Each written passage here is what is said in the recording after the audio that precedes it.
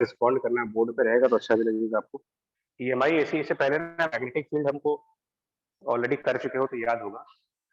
तो quickly start करो। सबसे पहले ना टॉपिक है फ्लक्स का, फ्लक्स ऑफ मैग्नेटिक फील्ड।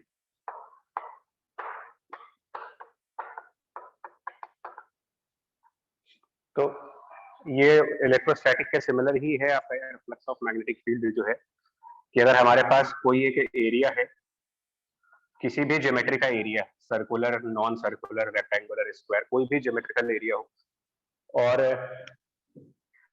कुछ मैग्नेटिक फील्ड की लाइंस उस एरिया से क्रॉस कर रही हैं, making some angle with the normal line. उस एरिया का जो नॉर्मल होगा, यानी कि परपेंडिकुलर टू दैट सरफेस, उस सरफेस के परपेंडिकुलर जिसको नॉर्मल कह रहे हो, उससे सर्टेन एंगल पर कुछ मैग्नेटिक फील्ड की लाइंस क्रॉस कर रही है। For example magnetic field line से थीटा एंगल पर क्रॉस कर रही है इस एरिया से, बी वेक्टर। और ये मान के चल रहा हूं कि मैग्नेटिक फील्ड पूरे सरफेस के लिए यूनिफॉर्म है, इंटेंसिटी उसकी सब जगह पर एक जैसी है, कहीं पर कम ज्यादा नहीं है। मैग्नेटिक फील्ड जितना यहाँ पर है उतना ही सेंटर पर है, उतना ही यहाँ पर है, जिसको बोलते हो यूनिफॉर्म। यूनिफॉर्मिटी में और कांस्टेंट में डिफरेंस है।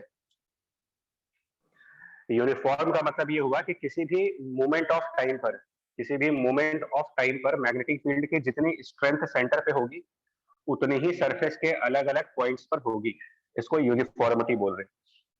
बट टाइम बदलने के साथ साथ मैग्नेटिक फील्ड कम ज्यादा हो सकता है,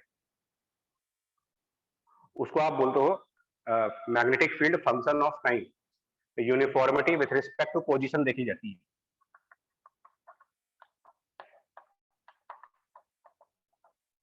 मतलब प्लेस टू प्लेस में फर्क नहीं है, magnetic field at every place is same, but it can change with time, और वो चेंज करना ही पड़ेगा बिकॉज इलेक्ट्रोमैग्नेटिक इंडक्शन सब उसके बारे में ही है। तो फिलहाल मैं इसमें फ्लक्स को मैथमेटिकली आप ऐसे डिफाइन करते हो, product of the magnetic field, उसके अलावा इसका जो पूरा एरिया होगा, surface area capital A, and then cosine of theta angle cos of theta. ये basic definition of the flux हुई। बट कंडीशन मैंने जैसे बताई ना कि मैग्नेटिक फील्ड की वैल्यू पूरे सरफेस एरिया ए के लिए यूनिफॉर्म चाहिए आपको। जितना भी सरफेस एरिया है उसके लिए मैग्नेटिक फील्ड अगर यूनिफॉर्म है तब ये रखिएगा। इन केस अगर मैग्नेटिक फील्ड यूनिफॉर्म नहीं है तो वो भी कर सकते हो। If magnetic field B function है किसी चीज का, और किसी चीज का नहीं, बेसिकली फंक्शन ऑफ पोजीशन कहेंगे इसको। अलग अलग पोजीशंस पे अलग अलग मैग्नेटिक फील्ड अगर आती है तो उस केस में फ्लक्स निकालने के लिए आप ऑब्वियसली कैलकुलस का यूज कर लेंगे, और इंटीग्रल मैग्नेटिक फील्ड बी और टोटल एरिया की जगह कोई differential area D A choose करेंगे। वो डिपेंड करेगा ज्योमेट्री के ऊपर, and cos theta same concept लगाओगे। तो ये बेसिक रूल है, पहला कंसेप्ट। ये सिमिलर है, इसके इलेक्ट्रोस्टैटिक वाले के सिमिलर ही है। तो अगर इसमें आपको कुछ क्वेरीज हुए तो आप पूछिए, अदरवाइज मैं कुछ एग्जांपल दिखाऊं जिससे फ्लक्स कैलकुलेट करना हो।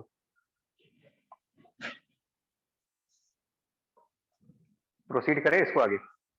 Yes sir. यस। दो बेसिक रूल है, ठीक है।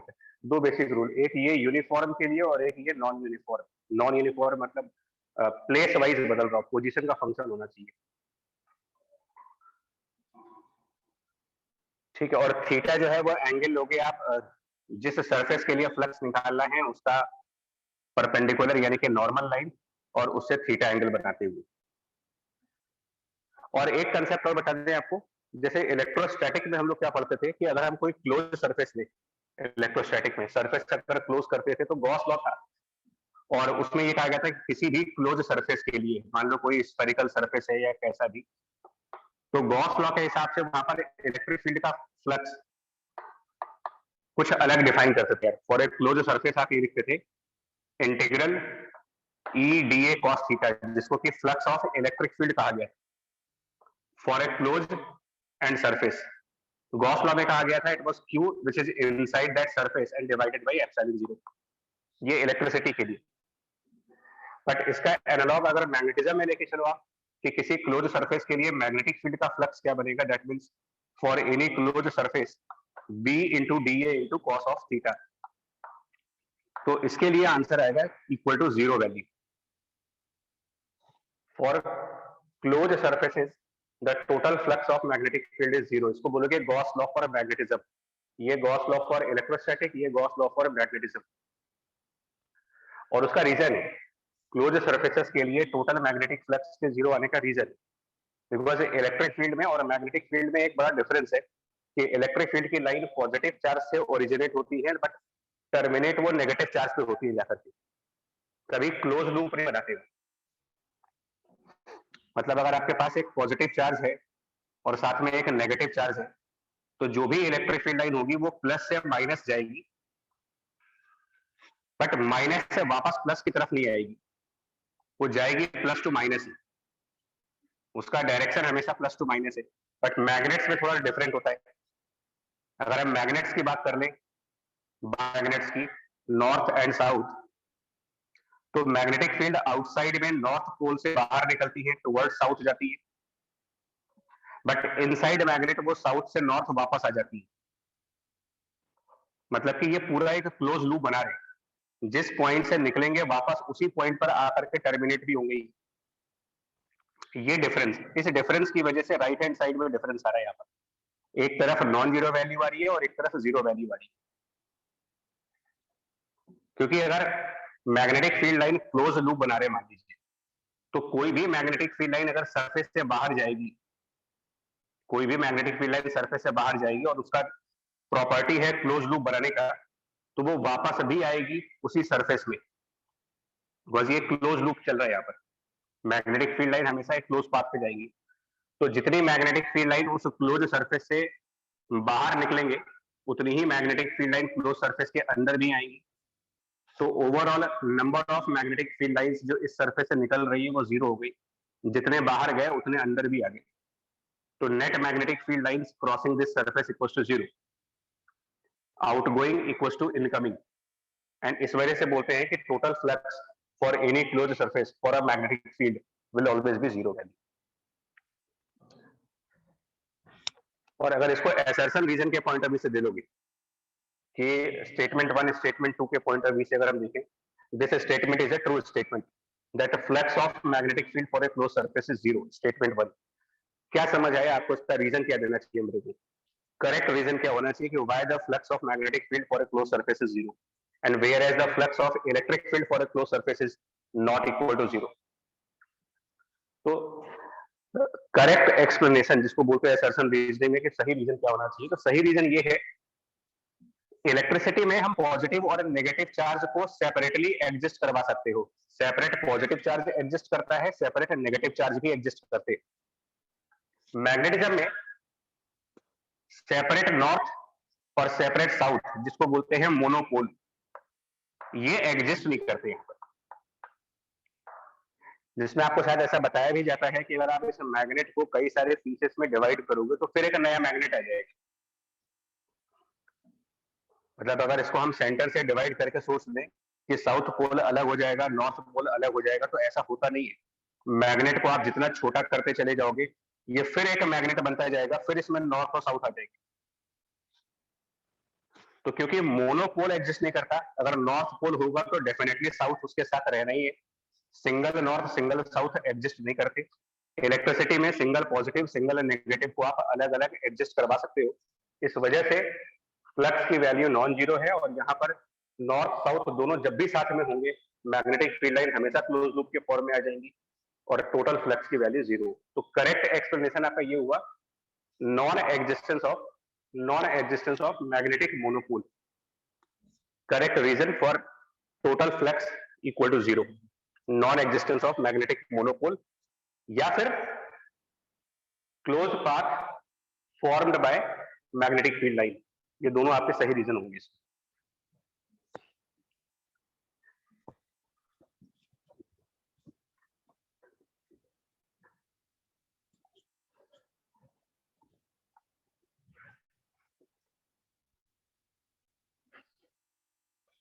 ठीक है, नाउ सेकंड पॉइंट आते हैं, कुछ एग्जांपल्स, बेसिक एग्जांपल्स लेंगे जस्ट फ्लक्स को कैलकुलेट करने वाले, बहुत बेसिक एग्जांपल्स। तो अगर हम जैसे फ्लक्स की बात कर रहे हैं ना, तो मान लीजिए कि अगर आपसे कहा जाए कि एक सोलेनॉइड, मैं थोड़ा सा प्रैक्टिकल एग्जांपल भी लूंगा यहाँ पर। अगर हम एक सोलेनॉइड का एग्जांपल लें और उसके अंदर किसी सरफेस के लिए फ्लक्स निकालना हो आपको, इसके लिए करंट आई फ्लो कर रहा है, number of turn per unit length, number of turn per unit length small N, current I, and radius of the solenoid is capital R. और इसके चारों तरफ हमारे ना कॉइल्स है, इसके चारों तरफ वाइंडिंग्स है कुछ इस तरीके से, कैरिंग करंट आई।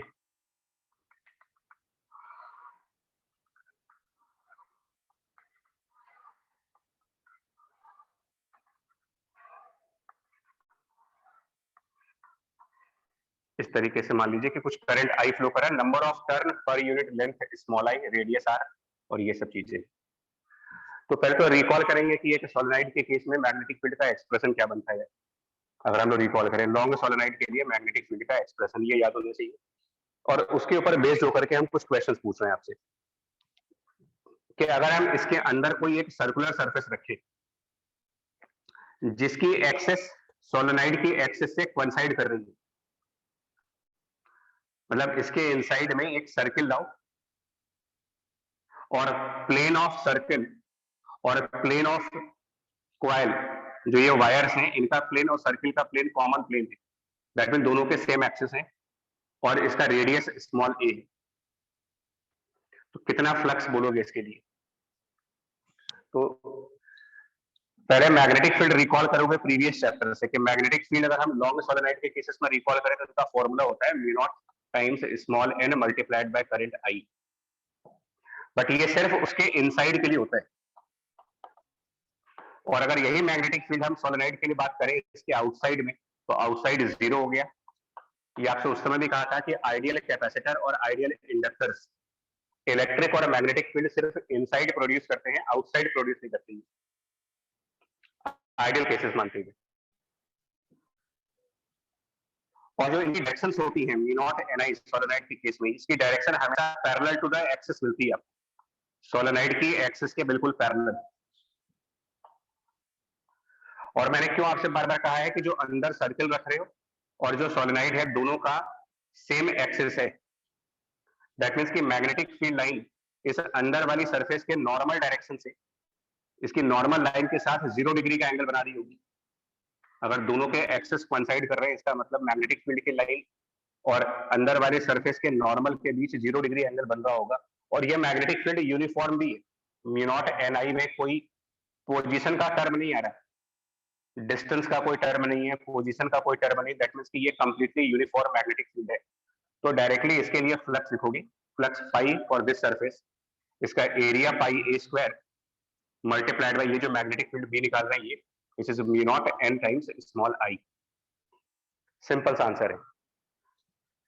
और फ्लक्स वाला कंसेप्ट इसलिए भी इंपॉर्टेंट है कि बिकॉज इससे हमें सेल्फ इंडक्टेंस भी आगे कैलकुलेट करनी है, म्यूचुअल इंडक्टेंस भी कैलकुलेट करनी है, फैराडेज लॉ भी फ्लक्स के ऊपर है। मतलब इस पूरे चैप्टर में अगर आपको कैलकुलेशन ऑफ फ्लक्स प्रॉपर तरीके से समझ में आता है तो आप इसके सारे कंसेप्ट कर दोगे। वहीं पर अगर मैं कोई एक सरफेस ड्रॉ करूं जो इस सोलेनॉइड के आउटसाइड है, इस सोलेनॉइड के आउटसाइड अगर आप एक सर्किल बनाओ सरफेस 2, जिसमें सरफेस 2 का जो साइज है या रेडियस, सरफेस 2 का रेडियस सोलेनॉइड के रेडियस से बड़ा है और दोनों के प्लेन कॉमन है, मतलब जिस जिस प्लेन में सर्किल रखा जा रहा है उसी प्लेन में सोलेनॉइड भी है, मतलब अगेन दोनों के एक्सिस कोइंसाइड करेंगे। तो अगर सरफेस 2 के लिए मुझे फ्लक्स निकालना हो, how much flux for the surface number 2 जो कि इससे बिगर है, सोलेनॉइड से बिगर सरफेस के लिए,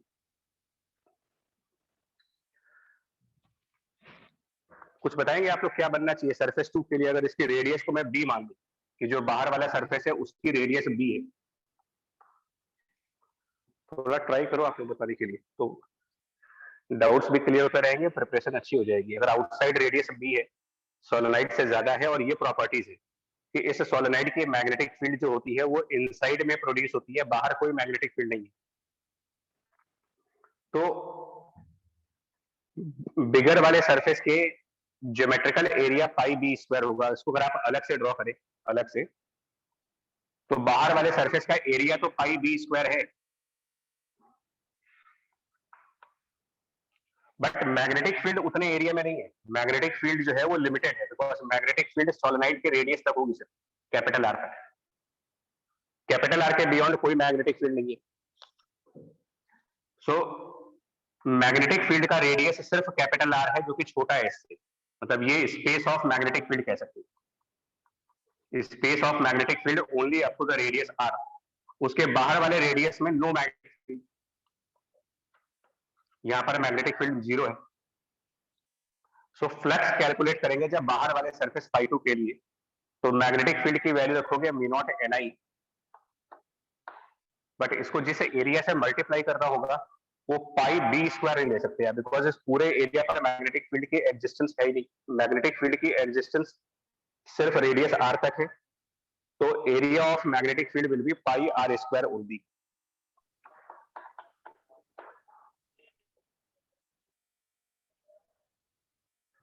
पॉइंट ठीक है या ना, बोलो। Yes, sir. Yes, sir.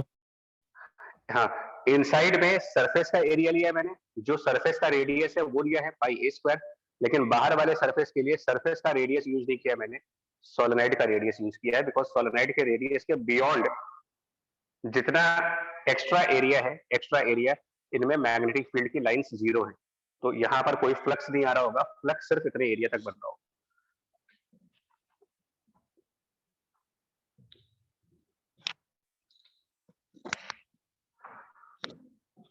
ठीक है, तो हमारे सिलेबस में सोलेनोइड ही एक ऐसा एग्जांपल है जहां से यूनिफॉर्म मैग्नेटिक फील्ड मिलती है, मतलब जितने हम लोग के सिलेबस में है 12th क्लास में, सोलेनोइड उसमें से एक ऐसा केस है जहां पर हमें यूनिफॉर्म मैग्नेटिक फील्ड मिलती है। और एक और एग्जांपल बताऊंगा आपको जो यूनिफॉर्म मैग्नेटिक फील्ड प्रोड्यूस करने की डिवाइस,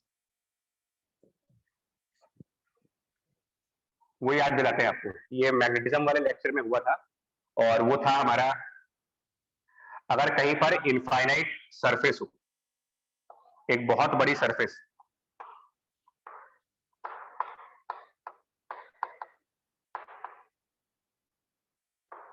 कुछ इस तरीके से बहुत बड़ी सरफेस है और इसमें कुछ करंट्स फ्लो हो रही है, मान लीजिए इस तरीके से ऊपर के डायरेक्शन में ऐसे करके करंट्स फ्लो हो रही है, और ये करंट्स पर यूनिट विड्थ के डिफाइन किया गया था आपको,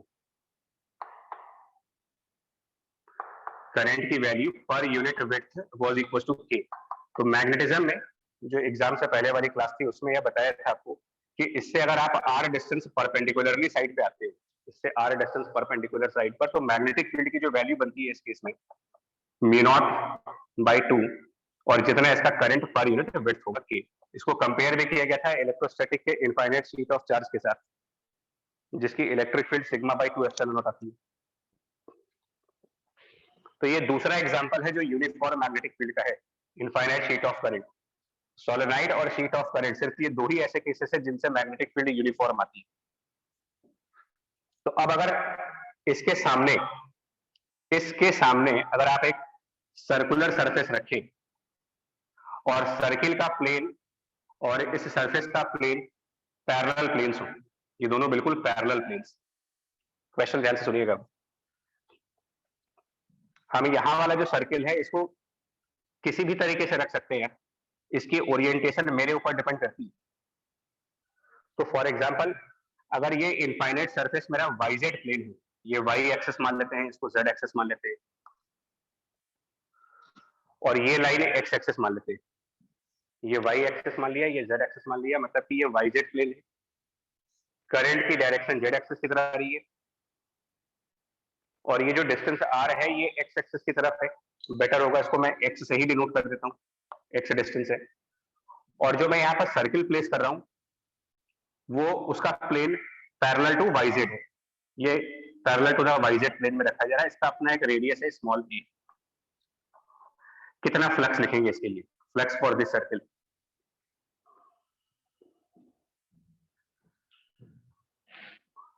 कुछ चाहोगे ट्राई करना या बताना चाहोगे तो बताओ। 0 होगा क्या, कैसे बच्चों? मैग्नेटिक फील्ड और नॉर्मल 90 डिग्री पे होंगे। राइट। मैग्नेटिक फील्ड जो होता है, देखिए बायट-सेवर्ट लॉ में मैग्नेटिक फील्ड को आपसे कहा गया है dl क्रॉस r, है ना, बायट-सेवर्ट लॉ में dl क्रॉस r, और dl मतलब करंट, मतलब करंट और पोजीशन का क्रॉस प्रोडक्ट होता है वो। करंट एंड पोजीशन की क्रॉस प्रोडक्ट। तो करंट ली जा रही है जेड एक्सिस की तरफ, so current on the Z axis and position is x axis. जो लूप है वो एक्स एक्सिस पर रख रहे हो आप, तो जेड एक्सिस और एक्स एक्सिस मतलब कि के क्रॉस आई, के क्रॉस आई, के क्रॉस आई बन जाएगा आपके लिए जे कैप। जे कैप बनने का मतलब ये हुआ कि जो मैग्नेटिक फील्ड होगी वो यहाँ पर वाई एक्सिस की तरफ होगी, direction of magnetic field on the Y axis. और क्योंकि ये सरफेस वाई जेड प्लेन में है, वाई जेड प्लेन में, तो इसका नॉर्मल एक्स एक्सिस बनेगा। ऐसे में नॉर्मल और मैग्नेटिक फील्ड के बीच 90 डिग्री का एंगल बन रहा है, तो डेफिनेशन ऑफ फ्लक्स के हिसाब से यहाँ पर फ्लक्स की वैल्यू इक्वल टू 0 हो गई। हाँ, अगर यहीं पर इसको किसी और प्लेन में रख दे, मतलब इसके पैरेलल ना रख करके कोई और प्लेन रखा जाए वाई जेड के अलावा, फॉर एग्जाम्पल हम यहाँ पर लूप को रखते हैं एक्स वाई प्लेन में। एक्स वाई प्लेन में अगर आप इसको रखो और अब आपसे पूछा जाए कि बताइए मैग्नेटिक फील्ड कितना बनेगा, इसका फ्लक्स कितना बनेगा, फ्लक्स। तो मैग्नेटिक फील्ड की डायरेक्शन कैलकुलेट की जा रही है वाई डायरेक्शन में, ये डायरेक्शन ऑफ मैग्नेटिक फील्ड हुआ। और क्योंकि ये एक्स वाई प्लेन है तो इसका नॉर्मल यानी जेड एक्सिस, एक बार फिर से मैग्नेटिक फील्ड और नॉर्मल के बीच जो एंगल बन रहा है वो 90, that means again the flux will B 0।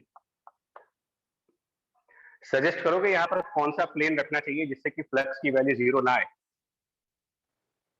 इसके पहले मैंने इसको, हाँ इसके पहले इसको वाई जेड में रखा तो भी 0 आ रहा है, एक्स वाई में रखा है तो भी 0 आ रहा है। हाँ, सीधा सा रूल है कि मैग्नेटिक फील्ड जिस एक्सिस पर है वो नहीं आना चाहिए। मैग्नेटिक फील्ड वाई एक्सिस पर है तो उस प्लेन में वाई नहीं होना चाहिए आपका। और विदाउट वाई जो प्लेन बनेगा वो कौन सा बनेगा आप तो सोच सकते हो कि विदाउट वाई जो प्लेन बनेगा वो जेड एक्स प्लेन होगा। यानी कि अगर हम जेड एक्स प्लेन रखें, इस तरीके से रखें एक्स और जेड प्लेन में, ना अब इसके लिए जो नॉर्मल की डायरेक्शन होगी वो वाई एक्सिस होगी। अगर ये जेड एक्स प्लेन में है तो नॉर्मल वाई एक्सिस पर, तो मैग्नेटिक फील्ड जो वाई डायरेक्शन में होगा नॉर्मल भी इसका वाई डायरेक्शन में होगा। अब इसके लिए फ्लक्स निकाल सकते हो, मैग्नेटिक फील्ड म्यू नॉट के बाई 2 और मल्टीप्लाइड बाय एरिया, इसका रेडियस ए मान लें अगर, तो पाई इंटू ए स्क्वायर, ये इसके लिए फ्लक्स की वैल्यू बनेगी। मतलब मैं इसके थ्रू आपको ये समझाने की कोशिश कर रहा हूँ ना यार कि फ्लक्स कैलकुलेट करते वक्त हम लोग हैबिचुअल हो जाते हैं बी इंटू ए के, हम लोग की आदत बन जाती है कि फ्लक्स बराबर बी इंटू ए, और बगल में जो कॉस थीटा है वो भूल जाते हैं। और जब आप कॉस थीटा भूल जाओगे तो उसकी वजह से कभी कभी जीरो फ्लक्स आ रहा है, कभी नॉन जीरो फ्लक्स आ रहा है, तो वहां पर मिस्टेक हो जाती है। मतलब सजेशन मेरा ये है कि फ्लक्स कैलकुलेट करने से पहले एक बार केयरफुली मैग्नेटिक फील्ड की डायरेक्शन और जिसके लिए फ्लक्स निकाल रहे हो उसका प्लेन क्या है, उसका नॉर्मल क्या है, कितना एंगल बन रहा है, ये सब आराम से कैलकुलेट कर लीजिए और उसके बाद फ्लक्स की वैल्यू पर जाओ कि फ्लक्स कितना आएगा।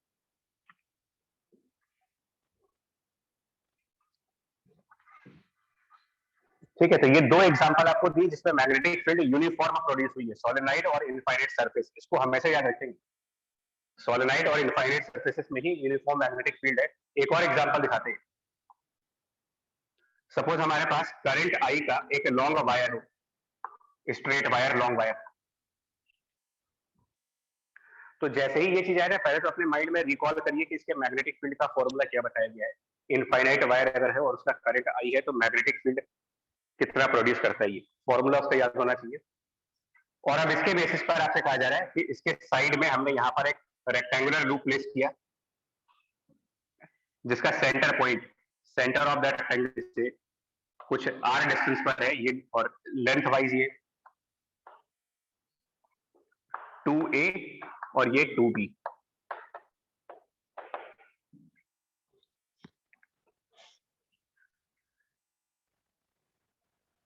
ठीक है, ये इसको d मान लेते हैं, ये डिस्टेंस d है। तो अब क्वेश्चन ये है कि यहाँ पर क्या फ्लक्स बनेगा, फ्लक्स की वैल्यू इस पॉइंट पर।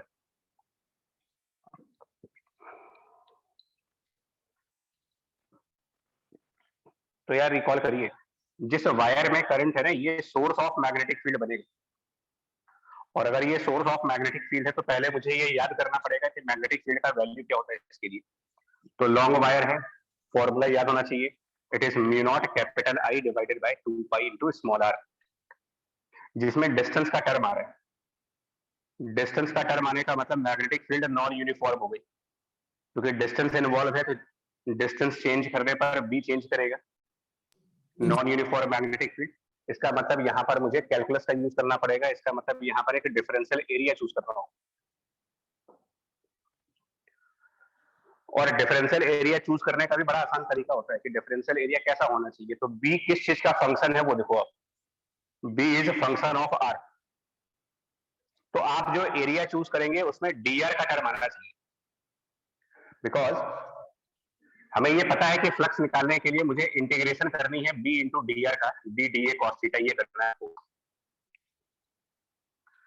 जब आपको ये भी पता है कि मैग्नेटिक फील्ड फंक्शन है स्मॉल आर का, तो नेचुरल सी बात है कि इंटीग्रेट तभी हो पाएगा जब यहाँ पर कोई dr का टर्म आए।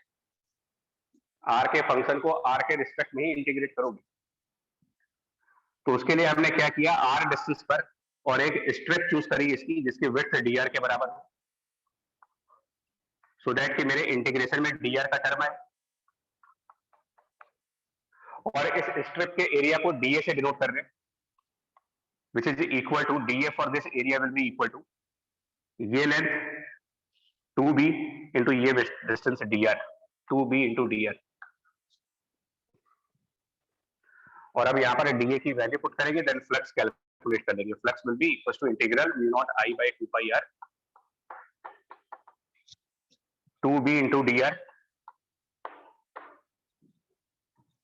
और लिमिट जो रखी जाएंगी वो स्मॉल आर की, तो ये आपकी इनिशियल लिमिट हुई, आर की इनिशियल वैल्यू जो कि d माइनस ए होगा, और यहां तक जाएंगे तो ये आर की फाइनल वैल्यू बनेगी, आर फाइनल, जिसकी वैल्यू d और प्लस ए।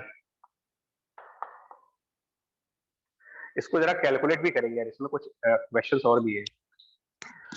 तो ये जो आंसर बनेगा अगर हम इसको पूरा सिंप्लीफाई करने कि फ्लक्स का आंसर बन जाएगा कुछ म्यू नॉट आई, 2 कैंसिल कर जाएंगे, mu naught I upon pi B, और ये natural log A plus D upon D minus ए।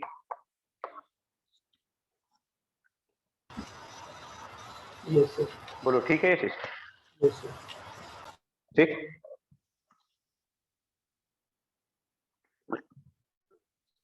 अब इसमें अगर आपको अप्रोक्सीमेशन लगाने को दिया जाए तो क्या लगाओगे? फॉर एग्जाम्पल ये कहा जाए कि D is much much larger than A, D is much much larger than B. In fact B की जरूरत तो नहीं है, but D is much much larger than A and B. यहाँ पर आप बता सकते हो कि अप्रोक्सीमेशन से क्या आंसर बनेगा?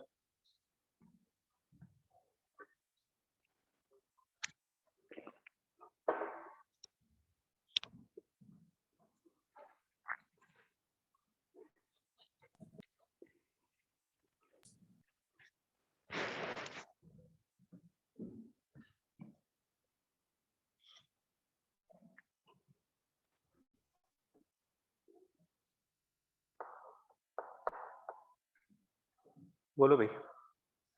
तो वो एक पॉइंट पे आ जाएगी। जीरो नहीं बच्चा, जीरो नहीं आता है अप्रोक्सीमेशन में, दिक्कत हो जाती है ना। देखो ये नॉर्मल तो हो गया, लेकिन 1+2a/d। जीरो आप लोग शायद इसलिए कह रहे होगे कि D is much much larger, so यहाँ से ए नेग्लेक्ट हो जाएगा, यहाँ से भी ए नेग्लेक्ट हो जाएगा, और ये log 1 हो जाएगा जिसकी वैल्यू 0 होती है। तो उसके हिसाब से शायद आप देख रहे सर हो। एक बात, सर डी कॉमन लेके दोनों साइड से। सर एक हाँ, पॉइंट उससे पे क्या आ होगा जाएगी लेकिन? जो डी डिस्टेंस पे है। हाँ, तो इसको थोड़ा सा मैथ्स के एंगल से देखो ना यार। नेचुरल लॉग, वो जो d प्लस ए अपॉन डी माइनस ए लिखा हुआ है, मेरे ख्याल से इसको ये भी तो कह सकते हैं, it is 1 plus 2a upon D minus A. एक बार आप देख लो ये चीज सही लिखी नहीं लिखी है, इसको लॉग वाले फैक्टर पे। Yes sir. ठीक है। और फिर मैथ में नेचुरल लॉग 1 प्लस एक्स की एक सीरीज होती है, इसकी लॉग 1 प्लस एक्स की कोई सीरीज होती है, और वो शायद ऐसी होती है कोई सीरीज, मेरे ख्याल से ये शायद कुछ ऐसा होता है, x minus x square upon 2 yes sir, plus x cube by 3 इस तरीके से इवन चलता है। टर्म्स में माइनस आएगा। Yes sir. नहीं, एक्स माइ हाँ प्लस एक्स क्यूब बाई 3 इस तरीके से चलता है ये। तो सेम कंसेप्ट यहां लगाएंगे और जब इसको फॉलो करेंगे इसके हिसाब से तो हमारा टर्म बनेगा 2a अपॉन डी माइनस ए, पहला term x minus x square by 2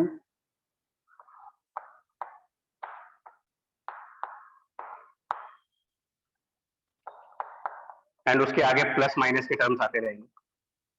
यहां पर आप अप्रोक्सीमेशन लगाओगे, लॉग वाली अप्रोक्सीमेशन दूसरे तरीके से लगती है। यहां पर आप ये कह सकते हो कि क्योंकि d बहुत बड़ा नंबर है और a बहुत छोटा नंबर है, d is much larger then a, तो very small number and divided by very large number और उसका स्क्वायर, तो ये बहुत छोटी वैल्यूज होंगी, तो ये जो स्क्वायर और क्यूब ये सब नेग्लेक्ट हो जाएंगे और फिर ये आंसर बन जाएगा आपका अप्रोक्सीमेटली 2a। और यहां पर एक और अप्रोक्सीमेशन आएगी, जो d माइनस ए है उसमें भी, because d is much larger then a, so d minus A approximately d लिखेंगे। और कब जब फ्लक्स की वैल्यू निकालेंगे उस केस में फ्लक्स की value for d is much much larger then a, उस कंडीशन में फ्लक्स की वैल्यू, तो उस पूरे लॉग वाले फैक्टर को हटाएंगे और ये हो जाएगा mu naught I into small b divided by pi और उसकी जगह 2a अपॉन d, ये पूरा आंसर बन जाएगा। जो चाहते ना तो डायरेक्ट भी बोल सकते थे वैसे, अगर आप थोड़ा एप्टीट्यूड लगाओ तो ये रिजल्ट डायरेक्टली कैसे लिखा जा सकता था। सर वो पॉइंट का आता मैग्नेटिक फील्ड है पॉइंट का हाँ, इनटू एरिया। इसमें आप 2 मल्टीप्लाई कर लो और ऊपर भी 2 मल्टीप्लाई कर देंगे, तो अगर नोटिस करें तो ये पूरा फैक्टर क्या है, एरिया नहीं बन गया इसका, मतलब 4ab is the area, 2a into 2b is the area, 4ab और mu naught I upon 2 pi D, mu naught I upon 2 pi D, ये इस वायर की वजह से सेंटर पर मैग्नेटिक फील्ड है, इस वायर की वजह से सेंटर पर magnetic field mu naught I divided by 2 pi, because centre point D distance पे है, तो mu naught I upon 2 pi D is the magnetic field at this centre point और उसको डायरेक्टली एरिया से मल्टीप्लाई कर दिया जा रहा है। क्यों? क्योंकि जब डिस्टेंस बहुत बड़ा होगा यानी कि लूप का साइज काफी छोटा होगा, डिस्टेंस बहुत बड़ा कह लीजिए या साइज ऑफ लूप नेग्लेजिबल है, छोटा लूप है, तो अप्रोक्सीमेशन में ये लगा सकते हो कि जो मैग्नेटिक फील्ड उसके सेंटर पॉइंट पर है लगभग उतनी मैग्नेटिक फील्ड पूरे एरिया पर होगी, और हम इंटीग्रेशन करने की बजाय directly magnetic field multiply by area लगा रहे हैं। स्मॉल साइज लूप किसी न्यूमेरिकल में लिखा हो या किसी भी न्यूमेरिकल में ऐसा कुछ कहा जाए कि लूप का साइज बहुत छोटा है, तो फ्लक्स के लिए तब मुझे इंटीग्रेशन की कोई जरूरत नहीं, मैं एक अप्रोक्सीमेशन लगाऊंगा, सेंटर पर मैग्नेटिक फील्ड कैलकुलेट की जाएगी और उसको लूप के पूरे एरिया से मल्टीप्लाई करके अप्रोक्सीमेटली अपना आंसर ले आओगे।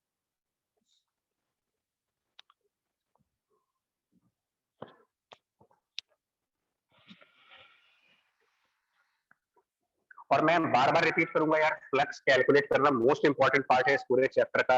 Self inductance, mutual inductance, Faraday's law, सबका बैकबोन है ये। एक और सिमिलर एग्जांपल दिखाता हूं। एक बड़ा सा सर्कुलर लूप लेते हैं, bigger circular loop carrying current I, और उसके सेंटर पॉइंट पर एक स्क्वायर लूप रखते हैं हम लोग, ए रेडियस का स्क्वायर लूप, और बड़े वाले सर्किल का जो रेडियस कैपिटल आर है वो मच लार्जर देन स्मॉल ए दिया जा रहा है, मच लार्जर देन स्मॉल ए, मतलब ये छोटा साइज हो गया, ये काफी बड़ा लूप है। कितना फ्लक्स बनेगा इसके लिए भी, flux for this square surface अगर कैलकुलेट करने को दिया जाए, तो अभी जो लर्न किया वही कंसेप्ट लगाइए, बिकॉज लूप का साइज काफी छोटा है, काफी स्मॉल साइज का लूप है, तो मैग्नेटिक फील्ड इसके सेंटर वाले पॉइंट पर कैलकुलेट कीजिए, सेंटर पॉइंट पर मैग्नेटिक फील्ड, और मैग्नेटिक फील्ड जनरेट होगी इस करंट की वजह से। तो circular current flowing in a circle, magnetic field इसका लगाएंगे सर्कल का, और सर्कल की वजह से मैग्नेटिक फील्ड का formula mu naught I divided by 2 times of radius. But ये मैग्नेटिक फील्ड सेंटर पे होगी, बट अप्रोक्सीमेशन में आप सेंटर पर जो मैग्नेटिक फील्ड है उसको इसके पूरे एरिया से डायरेक्ट मल्टीप्लाई कर सकते हो, बिकॉज साइज ऑफ लूप काफी छोटा है, और यही मैंने पीछे इलस्ट्रेट भी किया आपको, अप्रोक्सीमेशन ले करके यही आंसर आएगा। तो हम डायरेक्टली इसको मल्टीप्लाई करेंगे, पाई नहीं सॉरी स्क्वायर है, तो area will be directly A square, that's all, इतना इसका फ्लक्स आएगा। और आगे आपको बताएंगे फ्लक्स डिवाइडेड बाय करंट कर देना, अगर ये जो फ्लक्स निकाला है इसमें से करंट अगर डिवाइड कर दो आप, फ्लक्स डिवाइडेड बाय करंट, तो ये अब आगे देखोगे आप, इसी को कहा जाता है म्यूचुअल इंडक्टेंस। इन दोनों के बीच का म्यूचुअल इंडक्टेंस है ये। थोड़ा सा जब चैप्टर आगे बढ़ेगा तब आप इस फॉर्मूले को पढ़ोगे कि flux is mutual inductance multiplied by current.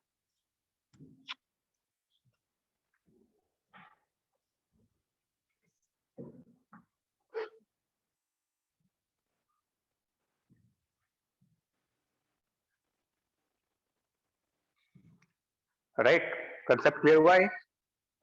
Yes sir. ठीक है। अच्छा, अब इसमें एक और खतरनाक पॉइंट है, ये जो हम फ्लक्स कैलकुलेट कर रहे होते हैं ना, जैसे यहाँ पर क्या है, आपको ये देखना पड़ेगा सोर्स ऑफ मैग्नेटिक फील्ड कौन सा है और मैग्नेटिक फील्ड फ्लक्स कहाँ पर कैलकुलेट हो रहा है। तो बिगर loop source of magnetic field है, यहाँ से मैग्नेटिक फील्ड जनरेट करवा रहे हैं, और फ्लक्स आप अंदर वाले लूप के लिए कैलकुलेट कर रहे हैं। अब कंसेप्ट अगर थोड़ा सा डिफिकल्ट करना हो आपको, डिफिकल्ट नहीं, ये भी अपने आप में कंसेप्ट है। सपोज करंट अंदर वाले स्क्वायर में फ्लो कराए, करंट यहां फ्लो करे आई स्क्वायर में, और फ्लक्स आपको सर्किल का निकालना हो, इसके लिए फ्लक्स की वैल्यू चाहिए आपको, चेंज कर दे इसको।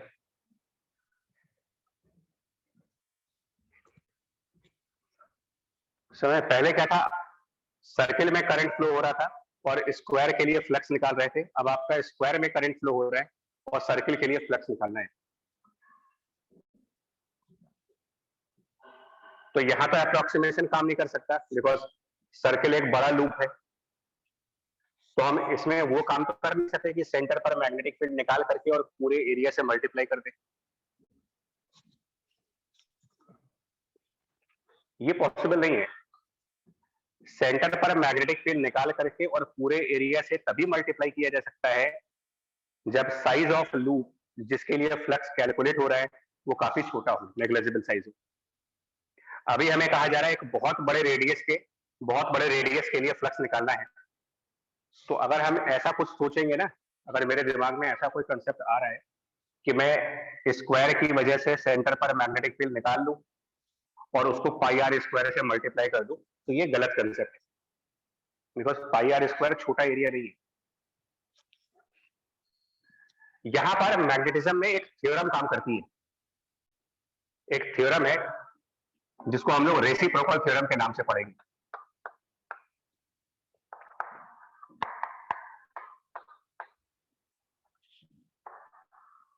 ठीक है, रेसिप्रोकल थ्योरम क्या बोलती है आपसे, देखो अभी हम इसे डायग्राम पे वापस आएंगे, बट रेसिप्रोकल थ्योरम समझा दे आपको क्या है। वो ये कहता है कि अगर आपके पास दो कॉइल है, सपोज कॉइल या लूप, कोई भी कॉइल भी हो सकते हैं, लूप भी हो सकते हैं, कॉइल 1 एंड कॉइल 2, जो आप बेटर कनेक्ट कर सकते हो ट्रांसफार्मर से, जिसमें दो कॉइल्स होती हैं, एक प्राइमरी कॉइल और एक सेकेंडरी कॉइल। तो बेटर वर्ड होगा ट्रांसफार्मर से कनेक्ट किया जा सकता है इसको। तो अगर हम इसमें से मान लो कॉइल 1 में आई करंट फ्लो करते हैं, सपोज दैट I1 या आई करंट, और इसकी वजह से यहां पर फ्लक्स पाई जाता हूं, क्योंकि क्या होगा ना, जब आप कॉइल 1 में करंट पास कराओगे तो इससे ये आपका सोर्स ऑफ मैग्नेटिक फील्ड बन जाएगा, इससे मैग्नेटिक फील्ड लाइंस आएंगी और यहां पर कुछ फ्लक्स फाई बन जाएगा, फाई 2। और अगर आप इन्हीं दोनों क्वाइल्स में सेम क्वाइल्स जो पहले यूज की गई है वही क्वाइल्स फिर से लगाई जाए, क्वाइल 1 क्वाइल 2, और जितना करंट क्वाइल 1 में था, जितना करंट क्वाइल 1 में फ्लो किया था मैंने, अगर मैं उतना ही करंट क्वाइल 2 में पास करूं, जो करंट पहले क्वाइल 1 में थी एग्जैक्टली सेम करंट अगर मैं क्वाइल 2 से पास करा दूं, तो जो फ्लक्स क्वाइल 2 में बन रहा था एग्जैक्टली उतना ही फ्लक्स क्वाइल 1 में बन जाएगा। मतलब अगर यहां पर फ्लक्स φ1 बन रहा होगा, then φ1 and φ2 they are equal values. इसको बोला गया है रेसिप्रोकल थ्योरम। फिर से बोलो यार, फॉर टू क्वाइल्स, जो कि normally primary coil secondary coil बोलते हैं, if current I passes in the primary coil and there is a flux in the secondary coil, then if the same current flows in the secondary coil, then the same flux will pass through the primary coil. Interchange हो जाएंगे, interchange primary coil के current से secondary का flux और secondary की current से primary का flux बराबर होंगे अगर हम दोनों जगह पर करंट सेम पास करें। φ1 इज इक्वल टू φ2। ये कई बार हमें हेल्प करेगा, फ्लक्स कैलकुलेट करने में कई बार हेल्प करता है। सर ये कैसे आता है? नहीं, ये रेसिप्रोकल थ्योरम है, इसका प्रूफ नहीं दिया मैंने आपको, जस्ट मैंने थ्योरम बताई है आपको कि कई जगहों पर ये हेल्प कर रहा है। और ये आता है म्यूचुअल इंडक्टेंस फिनोमेना से, बिकॉज अगर ऐसा नहीं होता तो म्यूचुअल इंडक्टेंस की वैल्यूज अलग अलग आएंगी। म्यूचुअल इंडक्टेंस बेसिकली रेशियो होता है फ्लक्स अपॉन करंट का, और नाम से ही म्यूचुअल इंडक्टेंस है, तो something which is mutual should be same, कि करंट प्राइमरी में जाए चाहे सेकेंडरी में जाए चाहे उल्टा करे। क्योंकि अगर ऐसा नहीं होगा ना, तो फ्लक्स और करंट का रेशियो जो डिफाइन करता है म्यूचुअल इंडक्टेंस की वैल्यू को, और थोड़ा सा अगर आप लोग को आइडिया हो तो इंडक्टेंस, रेजिस्टेंस या फिर कैपेसिटेंस, ये तीन जो बेसिक चीजें हैं, रेजिस्टेंस, इंडक्टेंस, कैपेसिटेंस, ये हमारे इलेक्ट्रिकल पैरामीटर्स पे डिपेंड नहीं करते। कहने को रेजिस्टेंस की वैल्यू V/I है, बट इसका ये मतलब थोड़ी है कि रेजिस्टेंस जो है वो वोल्टेज पे डिपेंड करता है या रेजिस्टेंस करंट पे डिपेंड करता है, ये मतलब थोड़ी है इसका। भाई अगर आप वोल्टेज को डबल करोगे तो रेजिस्टेंस डबल हो जाएगी, वोल्टेज डबल करेंगे तो करंट डबल हो जाएगा, रेशियो सेम आएगा आपका। और इसीलिए आगे चल के बताया जाता है कि it is resistivity into length upon area. मतलब रेजिस्टेंस किन चीजों पर डिपेंड करता है, तो रेजिस्टेंस डिपेंड करता है मटेरियल के ऊपर, लेंथ के ऊपर, एरिया के ऊपर। ये तो ओम्स लॉ है जो वोल्टेज और करंट को रिलेट करता है। Similarly capacitance defined as charge by the potential difference Q by V। तो अगेन ये थोड़ी हो जाएगा कि अगर हम चार्ज को डबल करेंगे तो कैपेसिटेंस डबल हो जाएगी। एक सिस्टम के लिए कैपेसिटेंस तो फिक्स वैल्यू होती है, अगर आप चार्ज डबल करोगे तो पोटेंशियल डिफरेंस डबल होगा, चार्ज को हाफ करोगे तो वोल्टेज हाफ होगा। ये आपस में प्रपोर्शन होते हैं, बट ये एक कांस्टेंट पैरामीटर है। और इसीलिए A/D,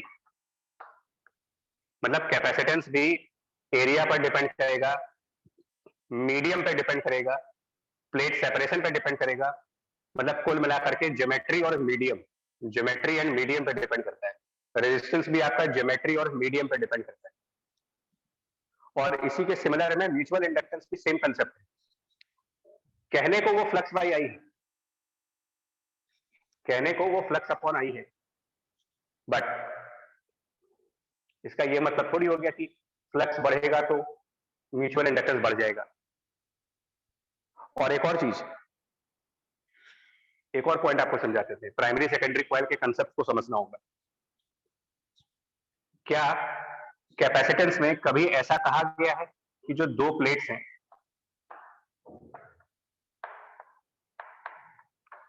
दो प्लेट्स है मान लीजिए, तो क्या कभी ऐसा कहा जाता है कि कौन सी प्लेट बैटरी के पॉजिटिव से कनेक्ट करें?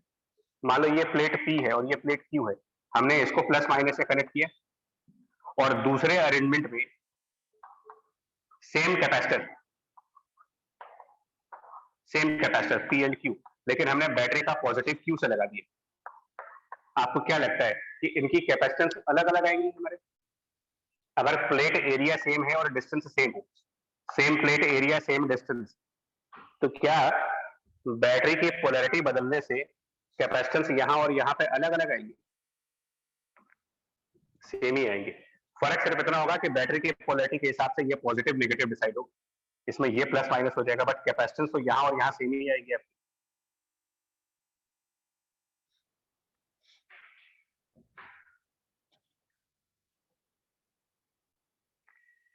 तो सेम वे ऐसे होता है, म्यूचुअल इंडक्टेंस भी फ्लक्स अपॉन करंट, बट इसका ये मतलब नहीं है कि फ्लक्स बढ़ेगा तो म्यूचुअल इंडक्टेंस बढ़ेगा या करंट बढ़ेगा तो म्यूचुअल इंडक्टेंस बढ़ेगा। ये अगेन एक कांस्टेंट वैल्यू है, मीडियम और ज्योमेट्री पे डिपेंडेंट।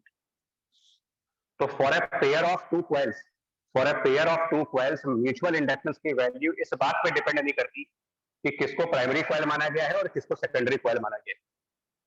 आप किसी को भी प्राइमरी मान लो, किसी को भी सेकेंडरी मान लो। जस्ट लाइक कैपेसिटेंस इस बात पे डिपेंड नहीं करता कि हमने किसको पॉजिटिव प्लेट माना है और किसको नेगेटिव प्लेट माना है।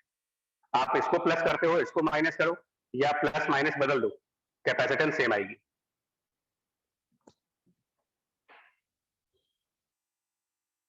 कुछ आइडिया लगा आपको इसका रेसिप्रोकल थ्योरम के बेसिस में? अभी भी कुछ डाउट है? यस सर रेसिप्रोकल थ्योरम तब भी काम करेगी जब वो एक कॉइल दूसरे के अंदर रखा हो। नहीं, अंदर नहीं है, अंदर नहीं करे, वो एक दूसरे के मैग्नेटिक इफेक्ट में रखे हो। मतलब कि जैसे कॉइल वन की जो मैग्नेटिक फील्ड है उसके अंदर कॉइल 2 होना चाहिए, मैग्नेटिक फील्ड के अंदर होना चाहिए, कॉइल 1 के अंदर नहीं। मतलब जहां पर भी कॉइल 2 है वहां पर कॉइल 1 का कुछ ना कुछ मैग्नेटिक इफेक्ट आ रहा हो, मैग्नेटिक फील्ड इसकी यहां पर आ रही है। तो आगे से इसको ध्यान रखना है, मैं बार बार इसलिए कह रहा हूं कि जो रेसिप्रोकल थ्योरम है या फिर जो म्यूचुअल इंडक्टेंस का कांसेप्ट है, क्योंकि एग्जाम्स में क्या होता है ना, वो आपको कंफ्यूज करके ऐसा न्यूमेरिकल दे देते हैं जिसे लगता है कि यार इसका फ्लक्स तो कैलकुलेट हो ही नहीं सकता।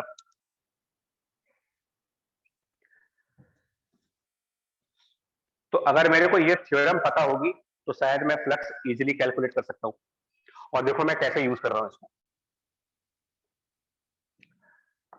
हमें ये कहा गया है कि यहाँ पर एक बहुत स्मॉल साइज का लूप है, करंट आई का एक स्मॉल स्क्वायर लूप, और एक आर रेडियस का बड़ा सा लूप है, और हमें इस बड़े वाले सरफेस के लिए फ्लक्स फाइंड आउट करना है। तो ये डिफिकल्ट है। डिफिकल्ट क्यों है बता रहा हूं आपको, डिफिकल्ट क्यों है ये चीज, इसका फ्लक्स आसानी से कैलकुलेट क्यों नहीं हो सकता? क्योंकि हम इस स्क्वायर की वजह से सिर्फ सेंटर पर मैग्नेटिक फील्ड निकाल सकते हैं और कहीं भी मैग्नेटिक फील्ड निकालना पॉसिबल नहीं है हमारे। आप इस स्क्वायर का मैग्नेटिक फील्ड सेंटर पर निकाल सकते हो और उसको हम पूरे एरिया से डायरेक्ट मल्टीप्लाई नहीं कर पाएंगे क्योंकि साइज ऑफ लूप काफी बड़ा है। अगर छोटा साइज होता तो कर लेते, लेकिन इस थ्योरम का यूज कर लो। यहां के आई करंट से जितना फ्लक्स सर्किल के लिए होगा हम उल्टा कर देते हैं, हम आई करंट सर्किल में पास करा देते हैं और फ्लक्स स्क्वायर का निकाल देते हैं। इसके हिसाब से दोनों सेम होंगे। इसको रिलेट कर पा रहे इससे नहीं कि एक तरीके से दो कॉइल है, इस समय स्क्वायर वाला आपका प्राइमरी कॉइल है और सर्किल वाला आपका सेकेंडरी कॉइल है। आप इनको इंटरचेंज कर सकते हो। आप करंट आई यहां फ्लो करा दो और फ्लक्स स्क्वायर का कैलकुलेट कर लो, क्योंकि वो आसान है। स्क्वायर का फ्लक्स निकालना आसान है क्योंकि स्क्वायर का साइज छोटा है। तो उसमें हम सेंटर की मैग्नेटिक फील्ड को इसके पूरे एरिया से मल्टीप्लाई करके आंसर ले आएंगे, और जो पीछे किया है मैंने, मतलब इस फ्लक्स का आंसर क्या आएगा?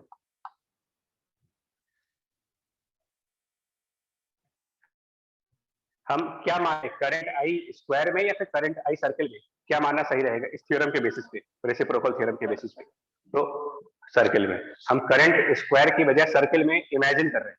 इमेजिन करिए कि ये करंट सर्किल में है, तो मैग्नेटिक फील्ड की वैल्यू होगी mu naught I by 2r, और फ्लक्स स्क्वायर वाले एरिया का निकाल रहे हैं तो मल्टीप्लाइड बाय ए स्क्वायर बस। और यही इस क्वेश्चन का आंसर भी।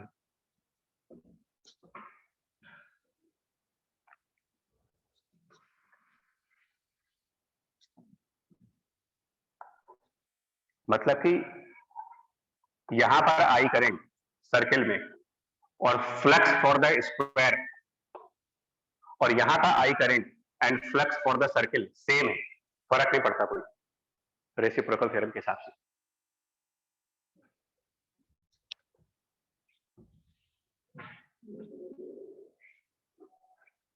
बढ़े आगे भाई, अगर ये लॉजिक समझ आया हो। Yes sir. ठीक है, चलिए थैंक यू। अब एक और एग्जांपल दिखा रहा हूं जिसमें इसका यूज करेंगे।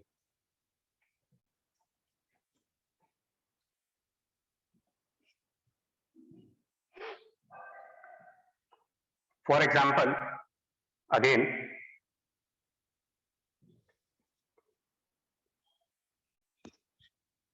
देखो एक ना, ये ऑलरेडी जे का एक क्वेश्चन है बट लोगों को पता नहीं है कि ऐसे होता है। जे का एक क्वेश्चन था, वो कह रहे थे कि ये एक्स वाई प्लेन है, ठीक है, एक्स वाई प्लेन, और उस एक्स वाई प्लेन में सेंटर पर एक स्क्वायर लूप रखा है या रेक्टेंगुलर लूप रखा था, एक लूप जिसमें करंट आई फ्लो कर रहा है। यहाँ पर स्क्वायर में मान लेते हैं स्क्वायर लूप है, और क्वेश्चन ये है how much will be the flux, flux find करना था for the complete x y plane. What is the flux for complete x y plane, ये क्वेश्चन है आपका। पूरे एक्स वाई प्लेन से कितना फ्लक्स पास करेगी।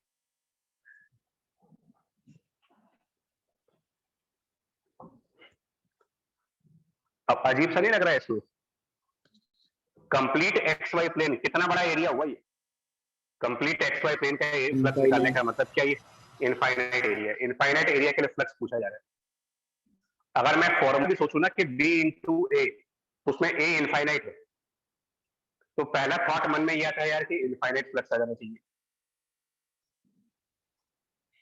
इसीलिए वो अप्रोक्सीमेशन वाला जो रूल बताया ना तुमको, इसीलिए काम करता है वो। उसकी जरूरत क्या है मेरे को, छोटे एरिया का फ्लक्स निकालना आसान होता है क्योंकि उसमें कैलकुलस इन है।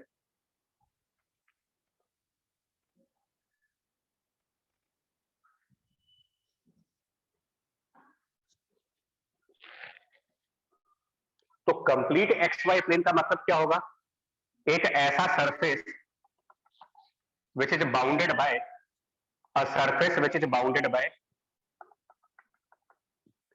y equals to infinity, y equals to minus infinity, x equal to infinity, and x equals to minus infinity. That is the surface which is complete xy plane.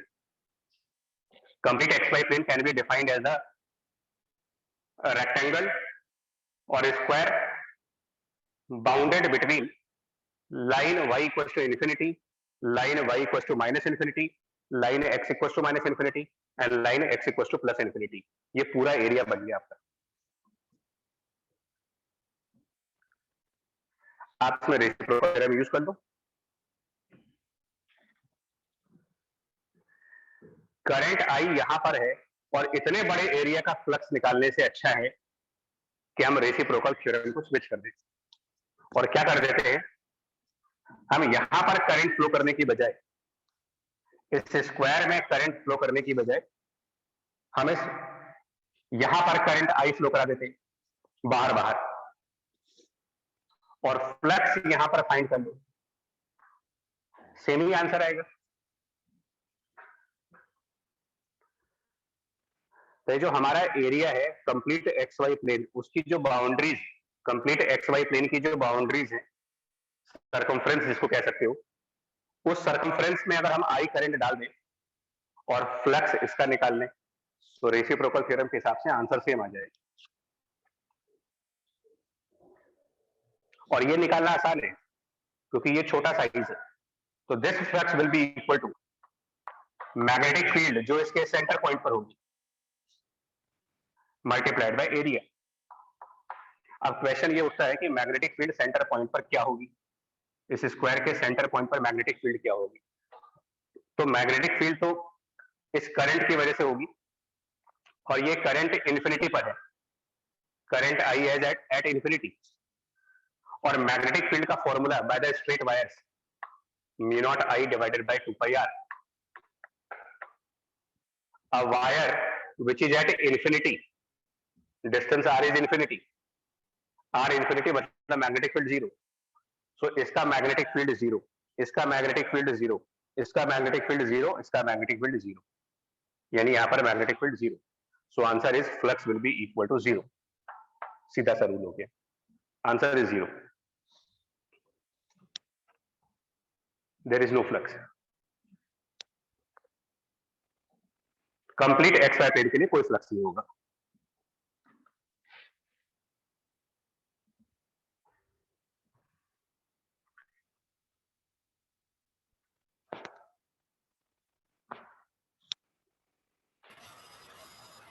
मतलब sir इस loop के बाहर कोई magnetic field नहीं होगी?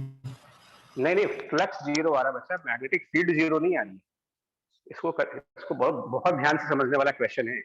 Reciprocal theorem magnetic field के लिए नहीं है, रेसिप्रोकल थ्योरम फ्लक्स के लिए है. देखिए क्या हो रहा है, समझाते हैं आपको फिर से एक बार.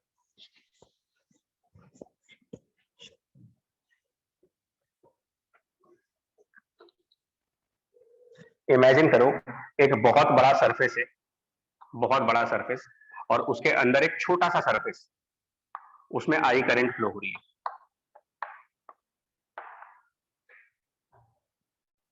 बायट-सेवर्ट लॉ फॉलो करिए, बायट-सेवर्ट लॉ, और डायरेक्शन ऑफ मैग्नेटिक फील्ड देखते हैं.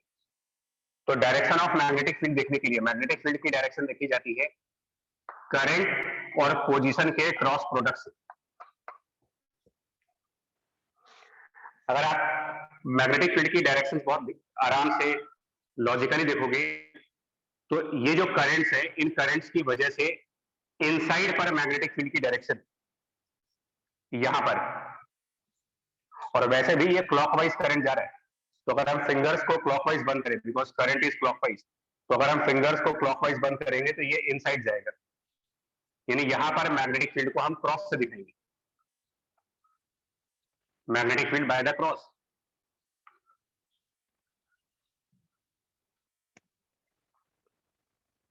लेकिन इसी वायर का मैग्नेटिक फील्ड जब आप यहां पे देखोगे इस तरफ, सेम वायर की मैग्नेटिक फील्ड लाइन इस तरफ आओ तो यहां डॉट में आएगी, बिकॉज करंट का डायरेक्शन तो सेम है, बट ये लेफ्ट साइड है, ये राइट साइड है, पोजीशन चेंज होगी. पोजीशन अगर लेफ्ट से राइट कर देंगे तो क्रॉस प्रोडक्ट में तो चेंज आता है ना, बिकॉज क्रॉस प्रोडक्ट में ए क्रॉस बी और बी क्रॉस ए अलग अलग हो जाते हैं. इधर में क्रॉस मैग्नेटिक फील्ड, इधर में डॉट मैग्नेटिक फील्ड, इधर में डॉट मैग्नेटिक फील्ड, इधर में डॉट मैग्नेटिक फील्ड, इस तरीके से.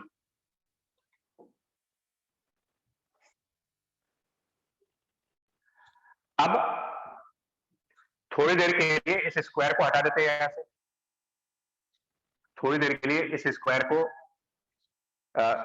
इनविजिबल कर देते, इनविजिबल. तो सिचुएशन क्या बनी आपके पास, एक सर्टेन एरिया में मैग्नेटिक फील्ड अंदर की तरफ है और बाकी के एरिया पे मैग्नेटिक फील्ड बाहर की तरफ, बाकी के सभी एरिया पर मैग्नेटिक फील्ड बाहर. और फ्लक्स सिंपली बी इंटू ए तो है नहीं, फ्लक्स बी ए साथ में कॉस थीटा भी है. अगर मैं नॉर्मल की डायरेक्शन अंदर की तरफ मानता हूं, नॉर्मल इज इनसाइड, अंदर की तरफ इसका नॉर्मल है, तो इतने एरिया के लिए तो फ्लक्स पॉजिटिव आएगा, बिकॉज मैग्नेटिक फील्ड की डायरेक्शन और नॉर्मल की डायरेक्शन सेम आएगी. तो यहां cos 0 डिग्री आएगा. cos 0 डिग्री का मतलब for this much area the flux is a positive value. But बाकी के एरिया के लिए, बाकी का जो एरिया है जहां मैग्नेटिक फील्ड की डायरेक्शन अपोजिट है, वहां पर cos 180 डिग्री आएगा. cos 180 डिग्री की वजह से फ्लक्स नेगेटिव आएगा.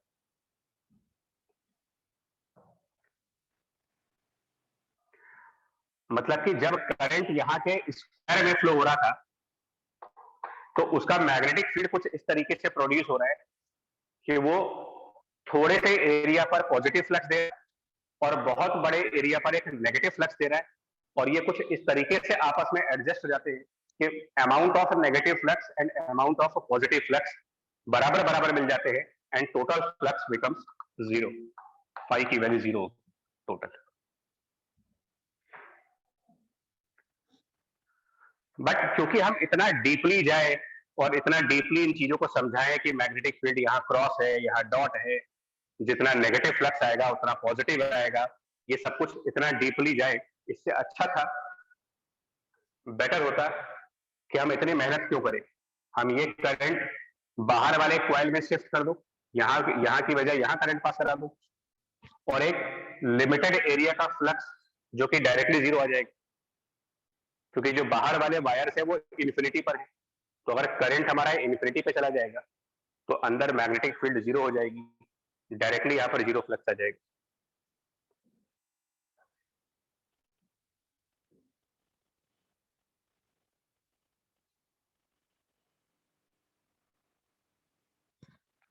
अभी भी नहीं आया ना समझ में? आ गया सर।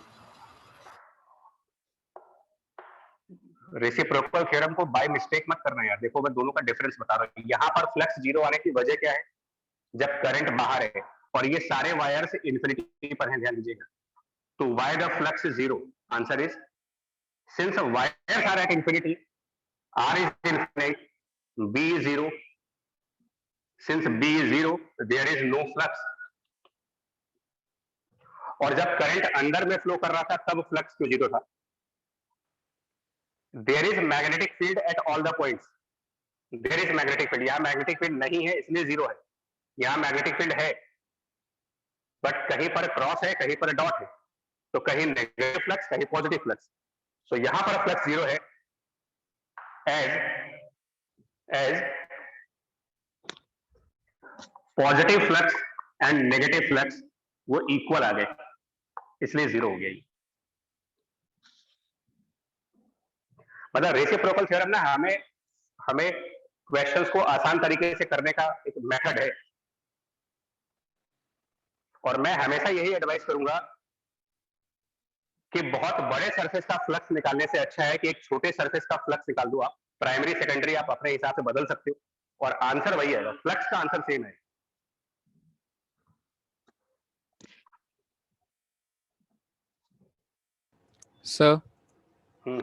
सर नॉर्मल की डायरेक्शन सर अगर हम लोग इनसाइड वाले के लिए सर बाहर लें तो सर क्रॉस और डॉट से रिप्लेस हो जाएंगे, तब भी तो नेगेटिव पॉजिटिव तब भी आएगा ना यार। Okay sir. Yes sir. Because normal, देखिए normal for the entire surface must be in the same direction. आप कोई भी चूज कर लो, आप नॉर्मल डॉट चूज कर लो तो बाहर पॉजिटिव फ्लक्स अंदर नेगेटिव फ्लक्स हो जाएगा, नेगेटिव पॉजिटिव आएगा जरूर। ओके। हाँ,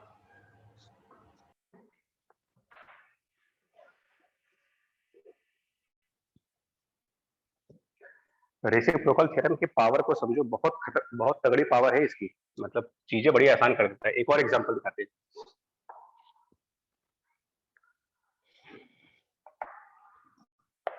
ये आपका एक्स एक्सिस, ये वाई एक्सिस हो गया, ठीक है। और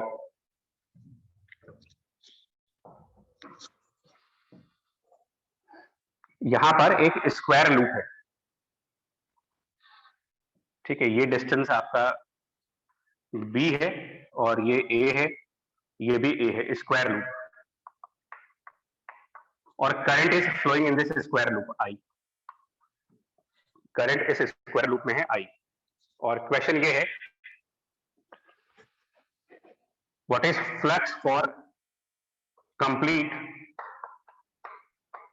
second and third quadrant, second और थर्ड क्वाड्रेंट्स का टोटल फ्लक्स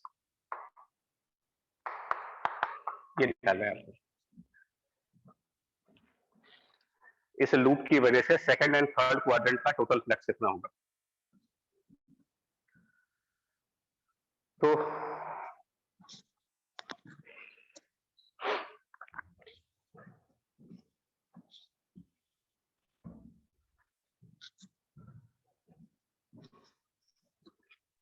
वाई एक्सिस की वजह से जो होगा बस वही होगा। बिल्कुल सही। तो ये फिर एक टफ काम नहीं है क्या? एक इनफाइनाइट एरिया का फ्लक्स निकालना डिफिकल्ट टास्क नहीं है, इसको आसान बना सकते हैं भाई। कंप्लीट सेकंड थर्ड क्वाड्रेंट, इसकी बाउंड्रीज क्या होंगी? देखो जरा, कंप्लीट सेकंड थर्ड क्वाड्रेंट, इसकी बाउंड्रीज कैसे डिफाइन की जाएगी? तो इसकी बाउंड्रीज कुछ ऐसे डिफाइन कर सकते हैं, one is y equals to infinity, other is y equals to minus infinity, and one is x equals to minus infinity, and this one is x equal to 0. ये बाउंड्रीज हो गई complete second third quadrant की।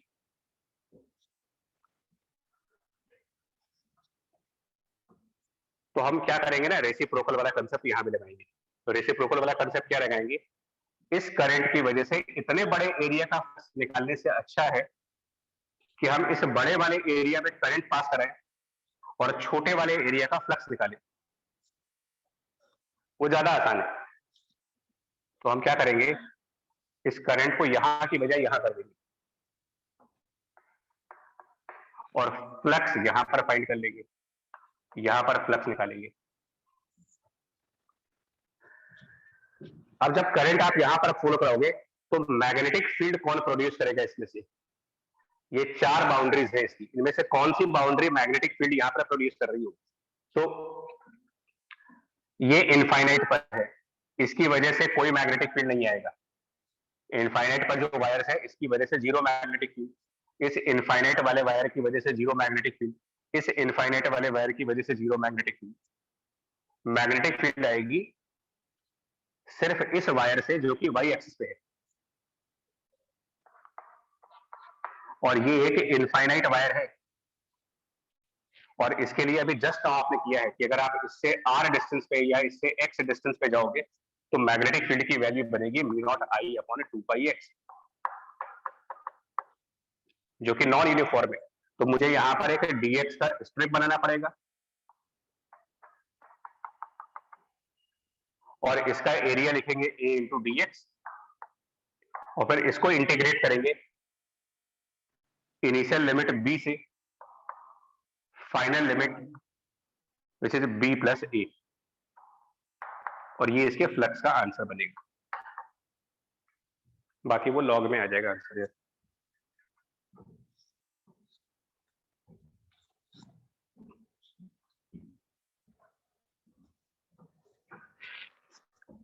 Clear है? Yes. ठीक है। हाँ, reciprocal theorem, ये बिल्कुल हम एक्सट्रीम लेवल मान के चलते हैं यार, कि अगर प्रॉब्लम का बिल्कुल हायर लेवल आ जाए, कभी कभी डिफिकल्टी लेवल पेपर्स की ज्यादा हो जाती है तो उम्मीदें कम होती हैं ऐसे क्वेश्चंस की। बट अभी जैसे इस बार भी 20, 24, 25 के पेपर आसान आए, 26 रिलेटिवली टफ आ गया, और सेकंड शिफ्ट कुछ ज्यादा ही टफ आ गई थी, मतलब कंपेयर करने पर, वैसे नहीं, बाकी के शिफ्ट से अगर कंपेयर करें उसको।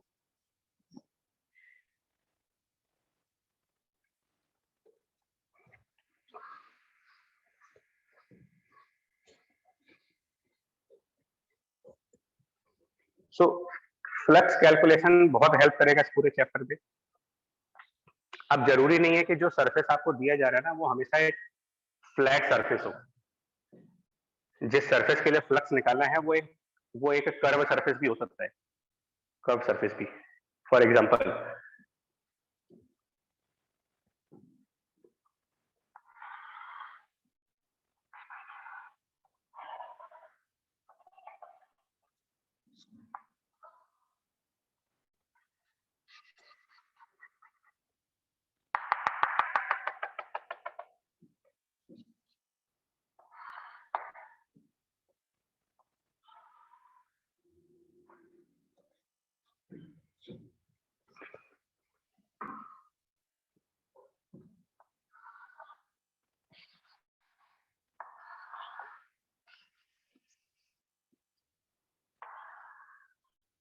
कुछ ऐसा नहीं, एक सेमी सिलिंड्रिकल सरफेस है, semi cylindrical surface, half cylinder.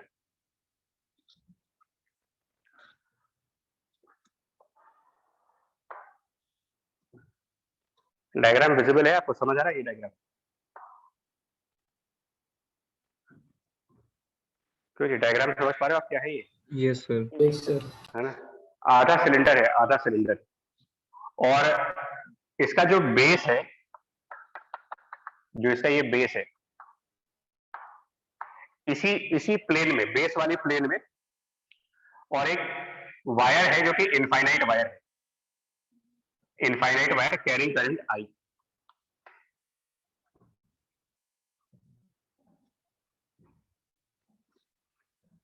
मतलब ये वायर और ये वाली एज, जो यहां पर एज बनेगी इसकी,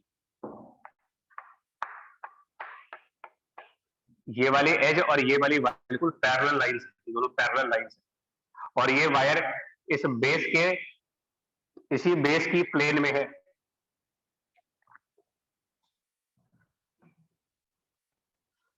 और एक वायर इस तरफ भी है, दो वायर है, तो दो पैरेलल वायर्स रखे जा रहे हैं इसमें, और इसमें करंट आई ऐसे वापस आ रहा है।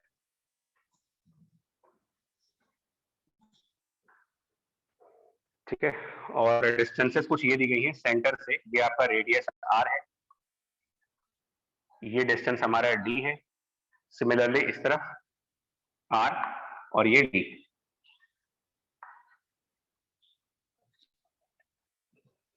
और ये जो हाफ सिलेंडर है इसकी लेंथ एल दी गई है आपको, ये लेंथ एल है।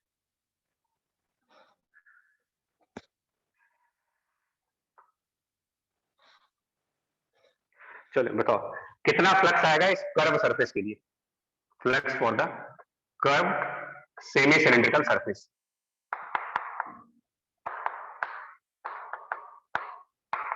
ये निकालना मुझे, सेमी सिलेंड्रिकल सरफेस के लिए क्या फ्लक्स होगा।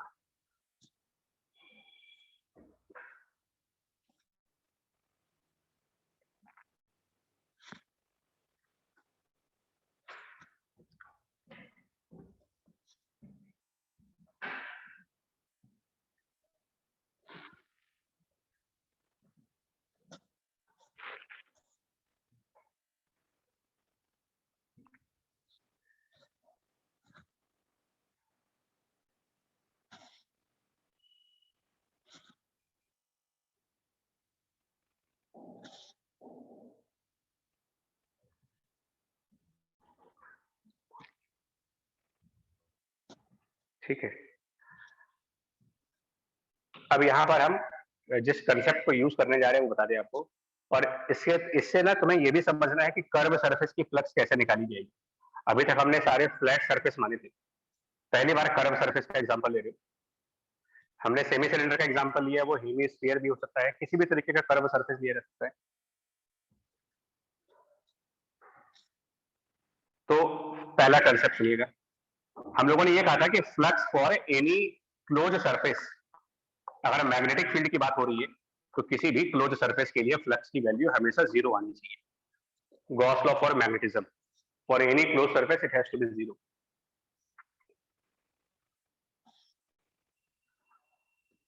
और थोड़ा सा केयरफुली बोर्ड पे आप रखो, नजर रखिए, हमारे पास एक ये कर्व सरफेस है, लेट इट बी नंबर 1। जो कर्व सरफेस है उसको नंबर 1 दे दिया। जो इसका बेस है, जो बेस, इसको आप नंबर 2 कह दीजिए, बेस इज नंबर 2। ये सामने से जो हाफ सिलेंडर देख रहे हो आप, हाफ सर्किल, सामने वाला हाफ सर्किल, इसको नंबर 3। इसके पीछे वाला हाफ सर्किल नंबर 4। मतलब हमने 4 सरफेसेस दिखाई आपको, एक ये सेमी सिलेंडर के फॉर्म में, 2 ये हाफ सर्कल्स के फॉर्म में, और एक ये रेक्टेंगल के फॉर्म में जो कि इसका बेस है। अगर मैं इन सबके फ्लक्स को ऐड कर दूं, मतलब flux of 1 plus flux of 2 plus flux of 3 and plus flux of 4, तो क्या ऐसा नहीं लग रहा कि ये चारों सरफेसेस जब कंबाइंड हो जाएंगी तो एक क्लोज फिगर बन गई, पूरी तरीके से बंद हो गया। सरफेस 3 सरफेस 4, इसको फ्रंट और बैक साइड से क्लोज किया जा रहा है, बेस लगा करके नीचे से क्लोज कर दिया गया, और सेमी सिलेंडर ऊपर से। इमेजिन करो ना यार, एक सेमी सिलेंड्रिकल टेंट हाउस है,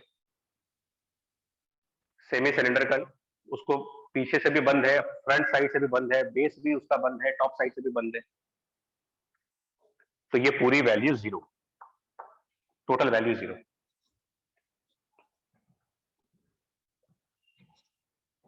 अब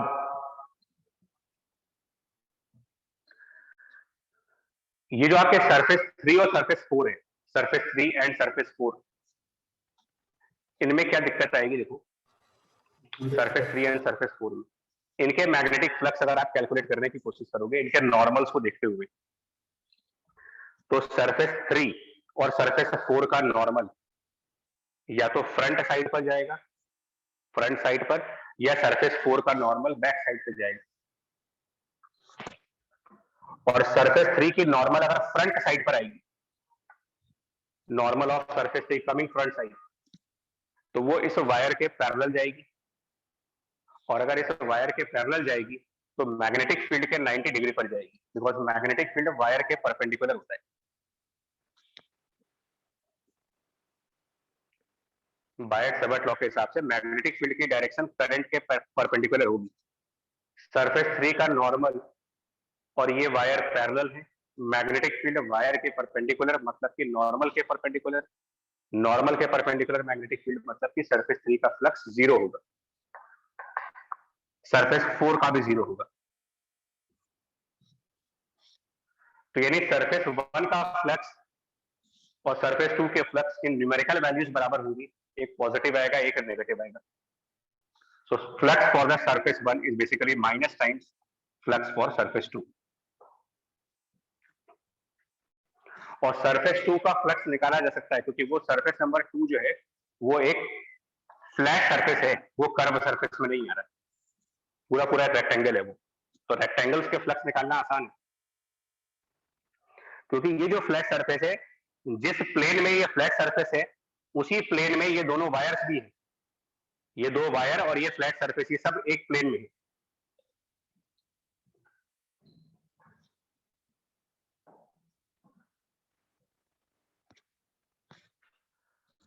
तो उसको अलग से दिखा रहे हैं आपको, वो कैलकुलेशन अलग से दिखाते हैं, थोड़ा सा डायग्राम को अपने अकॉर्डिंग चेंज करके। एक वायर जिसमें करंट आई फ्लो कर रहा है, एक और वायर जिसमें करंट आई नीचे की तरफ आ रहा है, और इनके बीच में एक रेक्टेंगुलर सरफेस है जिसकी साइड लेंथ L और ये 2R है।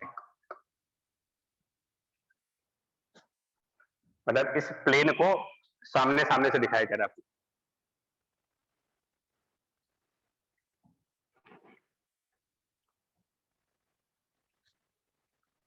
और अब इसको निकाल सकते हैं आसानी से कैसे? तो वो अभी इस तरीके के कई सारे क्वेश्चन कर चुके हो आप, जहां पर लॉन्ग वायर आता है और रेक्टेंगल है या स्क्वायर है, तो पहले यहाँ पर एक डिफरेंशियल एलिमेंट लेना पड़ेगा आपको। इससे x डिस्टेंस पे जा करके इसका एक dx element,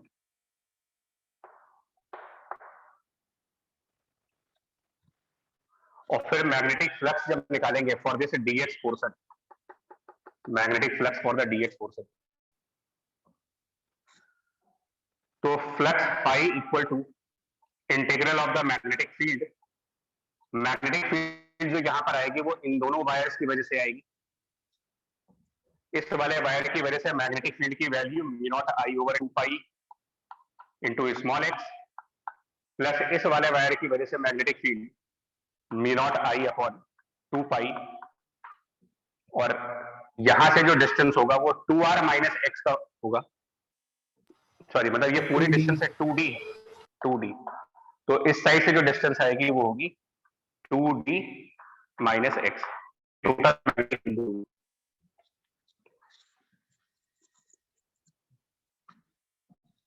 total magnetic field multiplied by the differential area.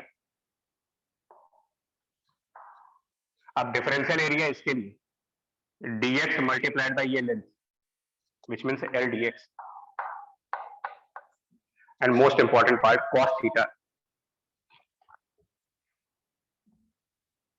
Theta की वैल्यू। तो दोनों सेम प्लेन में है, इसका ध्यान रखना है आपको, दोनों सेम प्लेन में है, तो मैग्नेटिक फील्ड की डायरेक्शन इनवर्ड जाएगी, that means cos 0 degree. Normal भी इन्वर्ट जाएगा, मैग्नेटिक फील्ड भी इन्वर्ट जाएगी, कोई एंगल नहीं 0 डिग्री। और लास्ट में लिमिट वाला पार्ट, एक्स की जो लिमिट रखेंगे, तो ये वाला पॉइंट, इनिशियल पॉइंट, ये इस वायर से यहां वाली साइड से d माइनस आर डिस्टेंस पे है, तो ये डिस्टेंस आपका d माइनस आर है। और दूसरी वाली एंड, इधर वाली साइड, यहां से इस साइड से d प्लस आर डिस्टेंस पे। क्योंकि वेरिएबल x मैंने लेफ्ट साइड से लिया है, तो लिमिट भी लेफ्ट साइड से रखेंगे। x का डिस्टेंस लेफ्ट से है, तो लेफ्ट से इनिशियल डिस्टेंस और लेफ्ट से फाइनल डिस्टेंस, लिमिट्स उसके हिसाब से रखी जा रही। और जो आंसर यहां से phi2 का आ जाए, उसके आगे माइनस लगा देना, ये phi1 का आंसर होगा।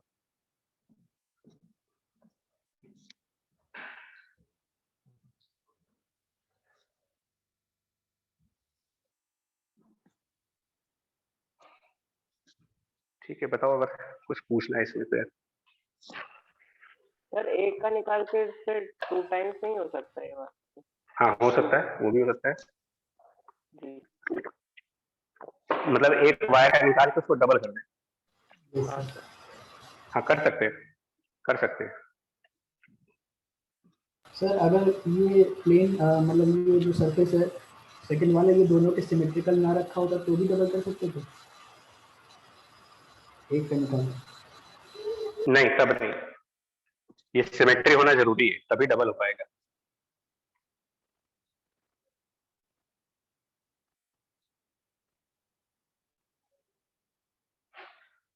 ठीक है, तो फ्लक्स के ना आपके बच्चे बेसिक से लेकर के और एडवांस मैंने लगभग सारा कवर कर लिया है कि जितनी हम लोग की उम्मीदें हैं कि फ्लक्स को लेकर के जो पॉसिबिलिटीज होती है वो सब कवर्ड है इसमें भी। और मैं ज्यादातर आपसे ये कहूंगा सॉलिनॉइड और इनफाइनाइट सरफेस को बहुत केयरफुली रखना, क्योंकि ये यूनिफॉर्म मैग्नेटिक फील्ड वाले होते हैं, इनके क्वेश्चंस ज्यादा आते हैं।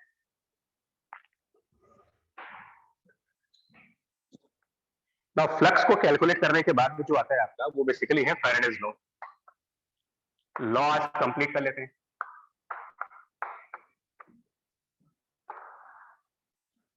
तो 3 लॉ है, बट अब कोई हमको बोर्ड का एग्जाम तो देना नहीं है, तो हम डायरेक्टली आ रहे हैं।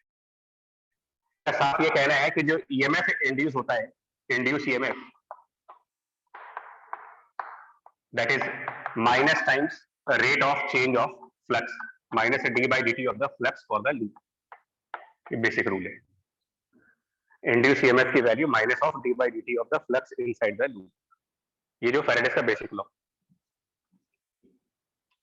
और माइनस साइन जो इसमें है वो आप वेल नोन है, काफी फेमस है ये माइनस साइन, जिसके बारे में आप कहते हो कि नेगेटिव साइन, उसको जस्टिफाई किया गया है by the Lenz law.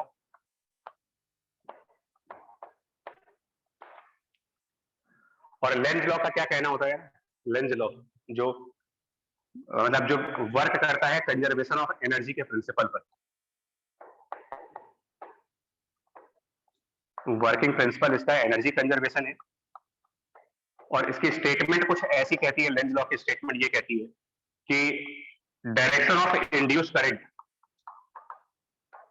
Direction of current induced by the EMF is such that it always opposes, कुछ वर्ड्स मिस कर रहे हैं, it opposes cause of EMF. मोटा मोटा ऐसे कह सकते हो, भी समझाते हैं इसको क्या है। ये आपका लेंज लॉ का स्टेटमेंट है कि करंट कुछ इस तरीके से इंड्यूस होनी चाहिए, उसका डायरेक्शन कुछ ऐसा होना चाहिए ताकि वो अपने कॉज ऑफ ईएमएफ को अपोज कर पाए। वो नेगेटिव साइन में कहा गया है।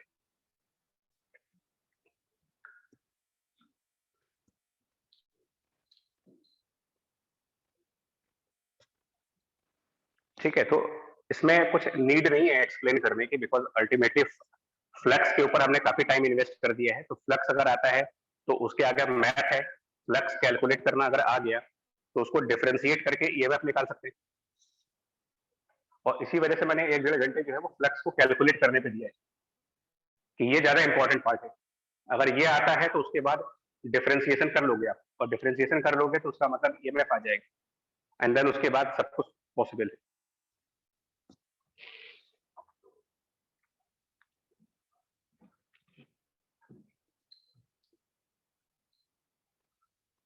अब जो लेंज लॉ है ना, ये तो एक ऑफिशियल लैंग्वेज है, ऑफिशियल मतलब लैंग्वेज ये है। इसको अगर हम सिंपल वे में बोलना चाहें, in straight forward simple way, तो आप इसको ऐसे याद रखेंगे, कैपिटल बी मतलब कि मैग्नेटिक फील्ड जो कि इंड्यूस्ड है, in a simple way, magnetic field induced is in the same direction of external magnetic field, is in the same direction of external magnetic field when the flux decreases, flux decrease होने पर induce current की magnetic field और external magnetic field same directions में। ये तब होगा जब flux की वैल्यू कम हो रही है, एंड वैल्यू मींस उसका modulus part, magnitude of the flux. और इंड्यूस्ड मैग्नेटिक फील्ड और एक्सटर्नल मैग्नेटिक फील्ड एक दूसरे के अपोजिट हो जाते हैं।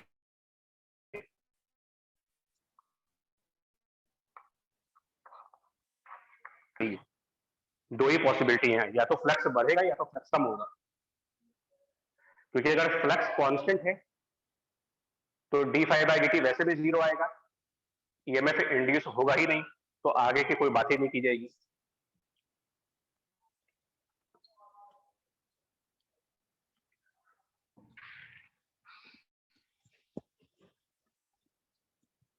जिसका पहले बहुत सिंपल वे में अगर आपको समझाना चाहें, बड़े सिंपल वे में, कि अगर हमारे पास कोई एक लूप रखा हो ऐसे और external magnetic field cross direction में है, इनसाइड डायरेक्शन में कोई एक्सटर्नल मैग्नेटिक फील्ड है, और ये आपसे कहा जा रहा है क्वेश्चन में, न्यूमेरिकल में ये दिया जा रहा है कि एक्सटर्नल मैग्नेटिक फील्ड की वैल्यू इंक्रीज हो रही है, चेंज हो रही है उसकी वैल्यू,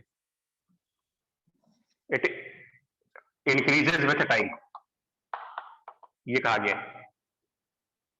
तो नेचुरल सी बात है कि जब मैग्नेटिक फील्ड इंक्रीज करेगी तो फ्लक्स भी इंक्रीज करेगा, यहाँ पर फ्लक्स बढ़ेगा, और फ्लक्स बढ़ेगा तो आपको ये वाला रूल याद रखना है, फ्लक्स अगर बढ़ रहा है तो इसका मतलब इंड्यूस मैग्नेटिक फील्ड और external magnetic field opposite direction में चाहिए।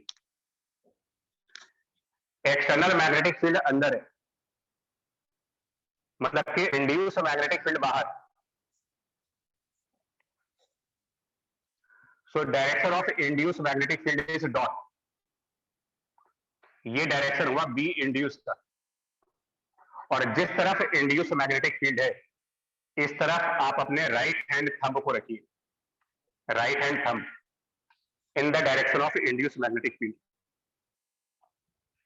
तो इंड्यूस मैग्नेटिक फील्ड बाहर, राइट हैंड थंब बाहर, फिंगर्स को बंद किया, फिंगर्स बंद करने पर ये एंटी क्लॉकवाइज आ रहा है, यानी कि induce current will be anti clockwise direction, ये डायरेक्शन ऑफ इंड्यूस करंट आप सिंपल वे में निकाल सकते हो। ये वाला रूल फॉलो करके इंड्यूस करंट सिंपल तरीके से निकाला जा सकता है।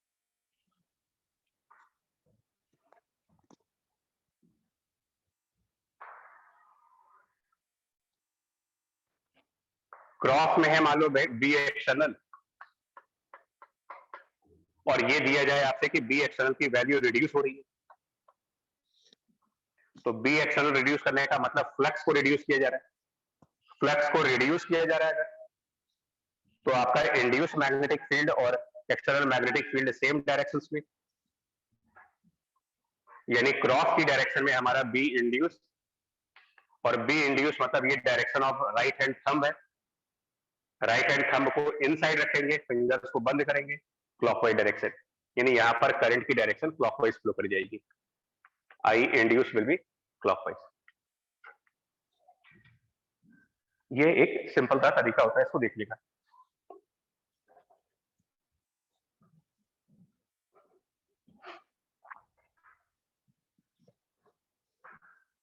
कोई डाउट है इसमें? इसमें बेसिक रूल में लेंज लॉ को समझना? No sir. नहीं, और 2-3 पॉइंट्स और समझाएंगे अभी इसमें। देखो मैग्नेट्स वाले केसेस भी देखिएगा, नॉर्थ साउथ और यहां पर एक लूप है मान ले,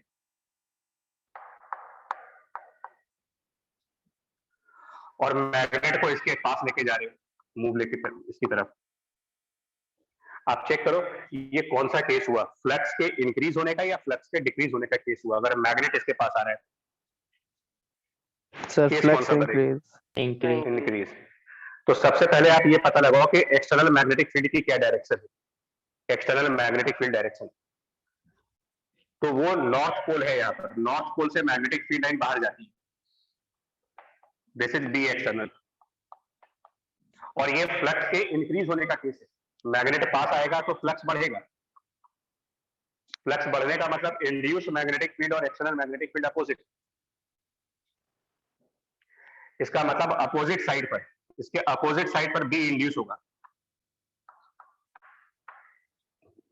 तो हमने अपना राइट हैंड थंब को हमेशा बी इंड्यूस की तरफ रखना है, थंब इधर रख करके फिंगर्स बंद की, और ये कुछ ऐसे करंट फ्लो कर जाएगा इसमें, जो कि अगर हम सामने से खड़े होकर देखेंगे इस साइड से, अगर हम यहां से खड़े होकर के देख रहे होंगे तो हमें ये करंट क्लॉकवाइज दिखेगा, क्लॉकवाइज करंट। इस साइड से खड़े होकर देखेंगे तो एंटी क्लॉकवाइज, इस साइड से खड़े होकर देखेंगे तो क्लॉकवाइज करंट। इसको और कोई रूल से मत करना, बहुत आसान सा रूल है। आप एक्सटर्नल मैग्नेटिक फील्ड की डायरेक्शन देखिए, चेक करो फ्लक्स का कौन सा केस बन रहा है, और जिस तरफ आपका बी इंड्यूस है उधर आपका राइट हैंड थंब होना चाहिए, और थंब रखने के बाद फिंगर्स को बंद करके आप पता लगा सकते हो कि करंट कैसे फ्लो हो रही है, इंड्यूस करंट।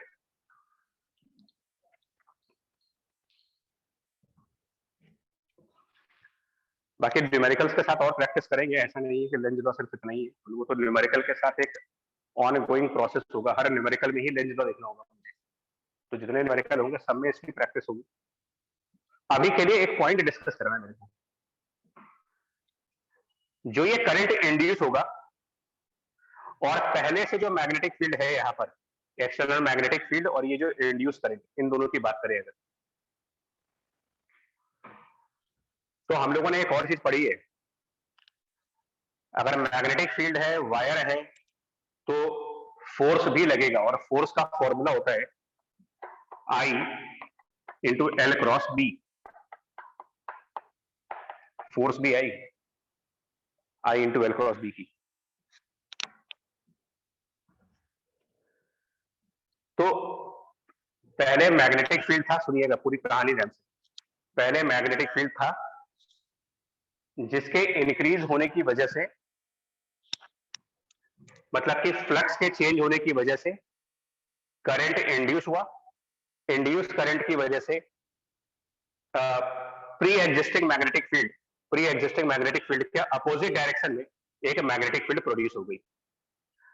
इस इंड्यूस करंट में और जो पहले से मैग्नेटिक फील्ड थी यहां पर, प्री एग्जिस्टिंग मैग्नेटिक फील्ड और इंड्यूस करंट, इन दोनों के बीच में इसके अकॉर्डिंग कोई फोर्स काम करेगी, आई एल क्रॉस बी के अकॉर्डिंग। और वो अगर आप इस एग्जांपल में कंपेयर करो तो इस एग्जांपल में इस लूप पर फोर्स का डायरेक्शन आपको ये बताना है, वो रेडियली आउटवर्ड होगा या फिर रेडियली इनवर्ड होगा। और मैं क्यों रेडियली आउटवर्ड रेडियली इनवर्ड कह रहा हूं, क्योंकि इनके अलावा और कोई पॉसिबिलिटी है भी नहीं। फोर्स लेंथ और मैग्नेटिक फील्ड दोनों के परपेंडिकुलर है, cross product, force perpendicular to length, it is also perpendicular to the magnetic field. तो टेंजेंशियल फोर्स तो कभी आएगा नहीं, because this is perpendicular to length. Obvious है कि किसी भी कंडीशन में टेंजेंट के अलोंग तो फोर्स आएगी नहीं, और जिस तरफ मैग्नेटिक फील्ड है उधर भी नहीं जाएगी। तो मैग्नेटिक फील्ड इनसाइड है तो ना तो अंदर फोर्स आएगी ना सर्कमफ्रेंस के अलोंग आएगी, तो बचा सिर्फ रेडियस वाले डायरेक्शन। अब रेडियस वाली डायरेक्शन में या तो फोर्स बाहर आएगी या तो फोर्स अंदर आएगी, दो पॉसिबिलिटी है, या तो रेडियली आउटवर्ड या रेडियली इनवर्ड।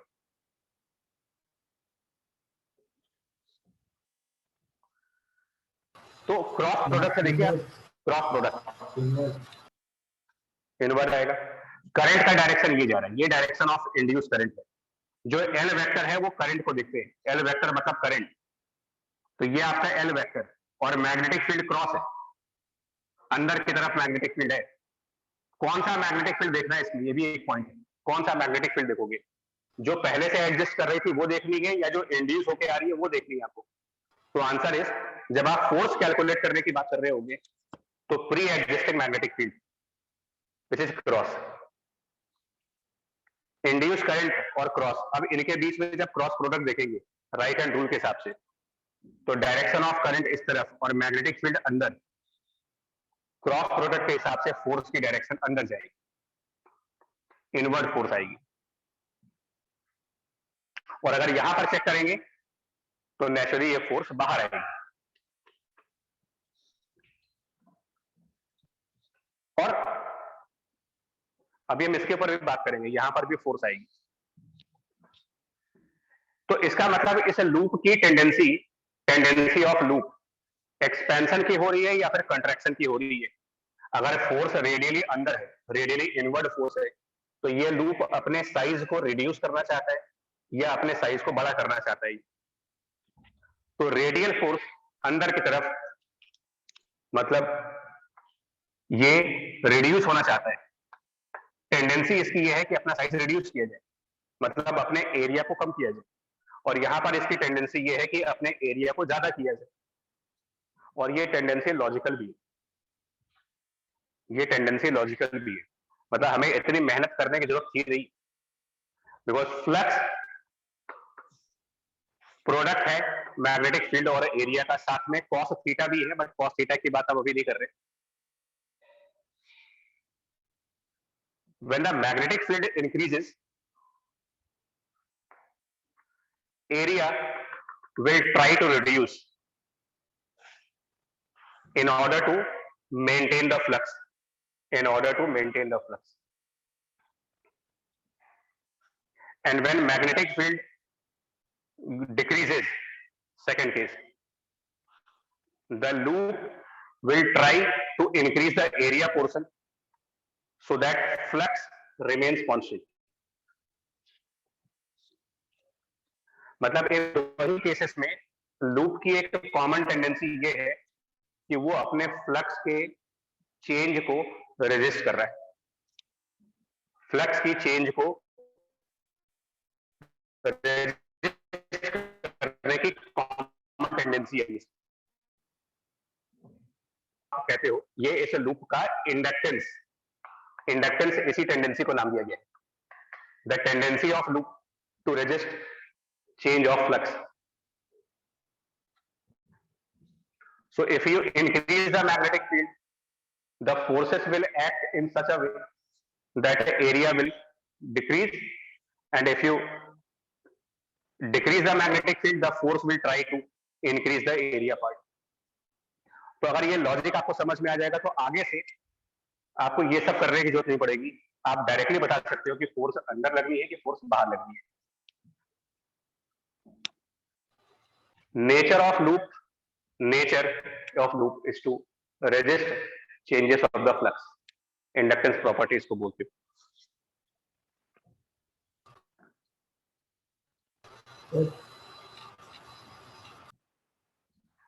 हाँ जी सर, ये जो फोर्स एक्सपीरियंस करेगा लूप, ये नेट मैग्नेटिक फील्ड की वजह से करेगा कि केवल एक्सटर्नल, मतलब इंड्यूस देखेंगे?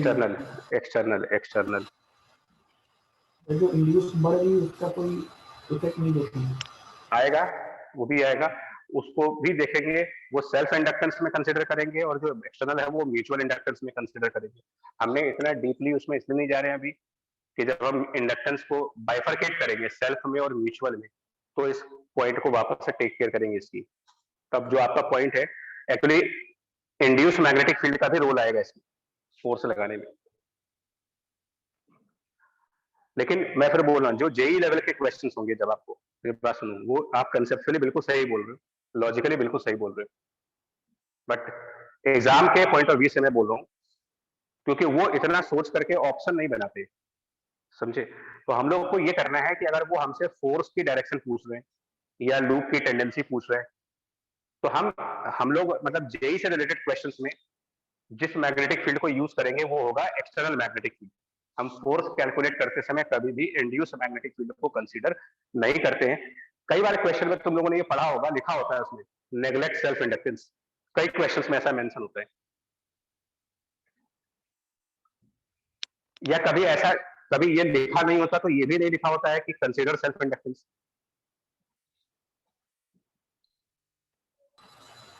ठीक है, हाँ। तो अपने एग्जाम से रिलेटेड हम बात कर रहे हैं, एक्सटर्नल मैग्नेटिक फील्ड देखेंगे।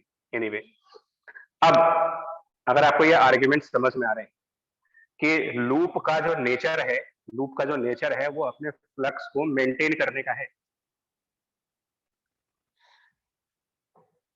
और वो किसी स्पेशल लूप का नहीं है। सारे लूप ऐसा चाहते हैं। इलेक्ट्रिक सर्किट्स में दुनिया का कोई भी लूप होगा वो अपने फ्लक्स को चेंज होने से रोकता है। इसी को इंडक्टिव रिएक्टेंस के नाम से पढ़ते हो, अल्टरनेटिंग करंट। इट रिएक्ट करता है वो चेंज ऑफ फ्लक्स को। यहां पर आप बताओ क्या होगा, ये लूप इस मैग्नेट पर किधर फोर्स लगा रहा होगा, बिना किसी आर्ग्यूमेंट्स में गए। मैग्नेट के पास आने की वजह से फ्लक्स बढ़ रहा है इसका। ये चाहेगा कि फ्लक्स मेंटेन रहे, ये लूप चाहेगा कि फ्लक्स मेंटेन रहे। तो ये क्या करेगा, मैग्नेट को अट्रैक्ट करेगा या मैग्नेट को रिपेल करेगा? आप कुछ सोच के देख लो इसमें। रिपेल कर रिपेल ही करोगे, बिकॉज अट्रैक्ट करने से तो फ्लक्स और ज्यादा हो जाएगा। रिपेल करके अगर मैग्नेट को दूर कर दें तो फ्लक्स कांस्टेंट हो जाएगा। नेचर है कि फ्लक्स मेंटेन रखो। तो अगर मैग्नेट पास आएगा तो ये लूप इसके ऊपर एक रिपल्सिव फोर्स लगाएगा।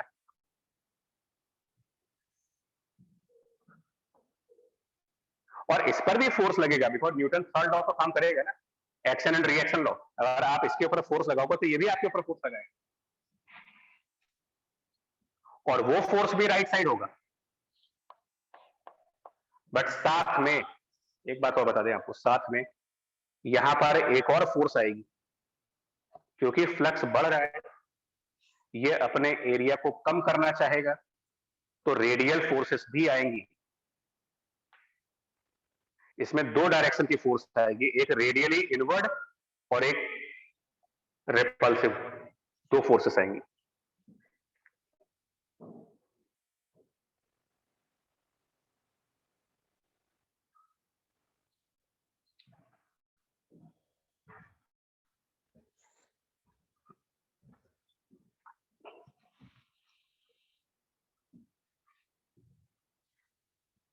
इंडक्टेंस को मैथमेटिकल तरीके के बियॉन्ड समझो, nature to resist change of flux.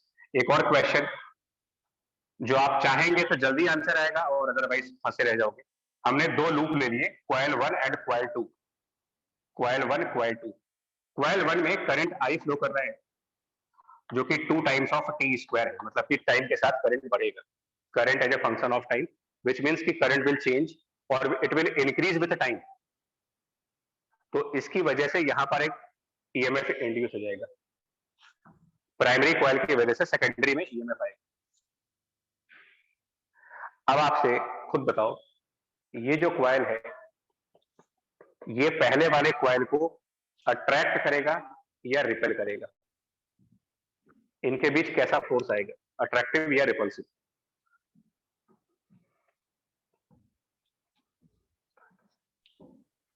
तो रिपल्सिव, बिकॉज करंट इंक्रीज हो रहा है। यस, करंट इंक्रीज होगा तो फ्लक्स बढ़ेगा यहाँ पर, और अगर ये फ्लक्स बढ़ेगा इसका, तो ये इस कॉइल को अपने से दूर करना चाहेगा, यानी इसको रिपेल कर रहा होगा।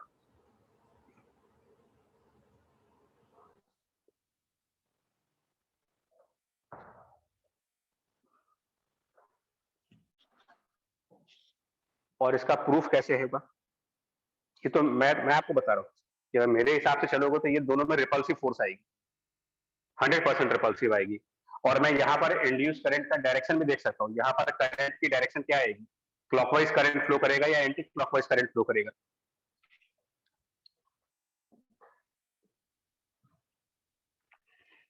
तो यार करंट ऐसे आ रहा है यहां पर आई, रिपल्सन चाहिए।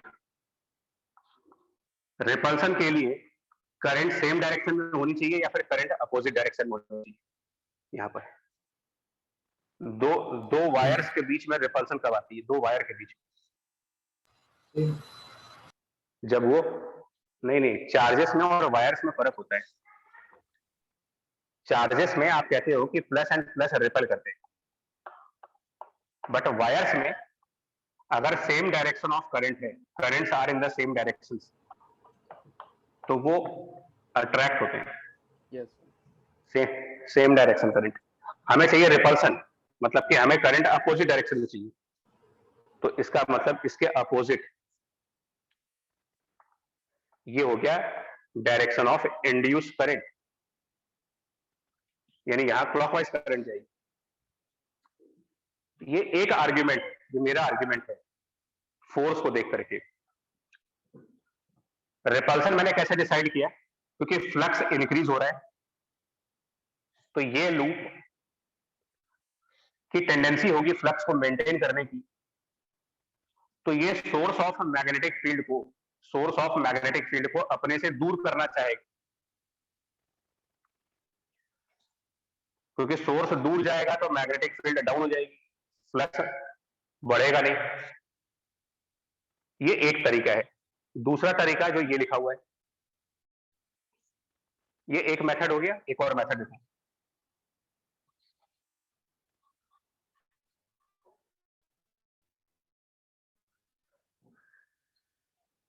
इसमें क्लॉकवाइज करंट है। जो ये क्लॉकवाइज करंट है, तो इसकी मैग्नेटिक फील्ड की डायरेक्शन, मतलब आपका कॉइल 1 सोर्स है, तो सोर्स कौन से डायरेक्शन में मैग्नेटिक फील्ड प्रोड्यूस कर रहा है वो देखी जाए। क्लॉकवाइज करंट, फिंगर्स क्लॉकवाइज बंद की, thumb inside, so inside will be the direction of magnetic field by the coil number 1।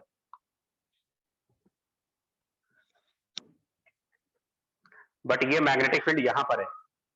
दूसरे साइड इस लूप की मैग्नेटिक फील्ड इनसाइड लूप और आउटसाइड लूप अलग डायरेक्शंस में होगी किसी भी सर्कुलर लूप के लिए।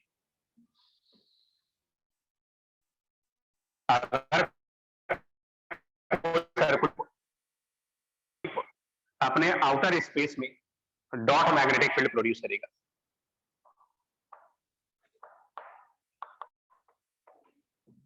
प्रॉपर्टी ऑफ लूप है ये।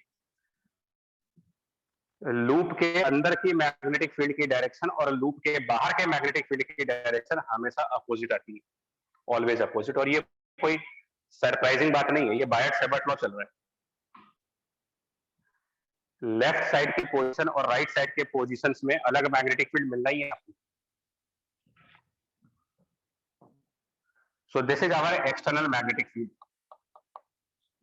करंट बढ़ रहा है, एक्सटर्नल फील्ड बढ़ेगा, फ्लक्स बढ़ेगा, फ्लक्स बढ़ेगा, तो इंड्यूस्ड मैग्नेटिक फील्ड और एक्सटर्नल मैग्नेटिक फील्ड को अपोजिट होना है। इसका मतलब क्रॉस डायरेक्शन में मैग्नेटिक फील्ड इंड्यूस होनी चाहिए, और अगर क्रॉस डायरेक्शन में मैग्नेटिक फील्ड इंड्यूस होनी है तो ये थंब की डायरेक्शन हुई। थंब को क्रॉस किया, फिंगर्स बंद की, यानी कि क्लॉकवाइज करंट इंड्यूस हुआ, इंड्यूस करंट क्लॉकवाइज हुआ। और क्लॉकवाइज इंड्यूस करंट यहां पर अपोजिट डायरेक्शंस में हो जाएंगे, और opposite currents they will repel each other.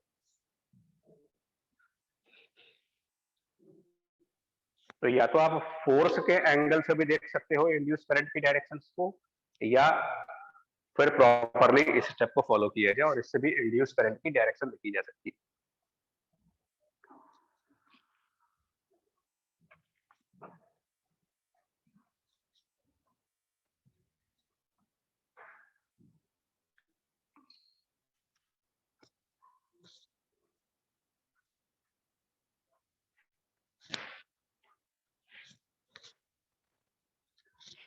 यहाँ तक क्लियर हो गया आपको? बिकॉज सब न्यूमेरिकल होंगे नेक्स्ट क्लास से, इसके बेसिक्स जो है वो क्लियर है।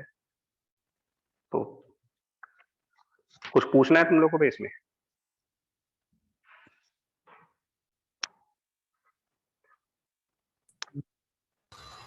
सर इसके नोट्स के लिए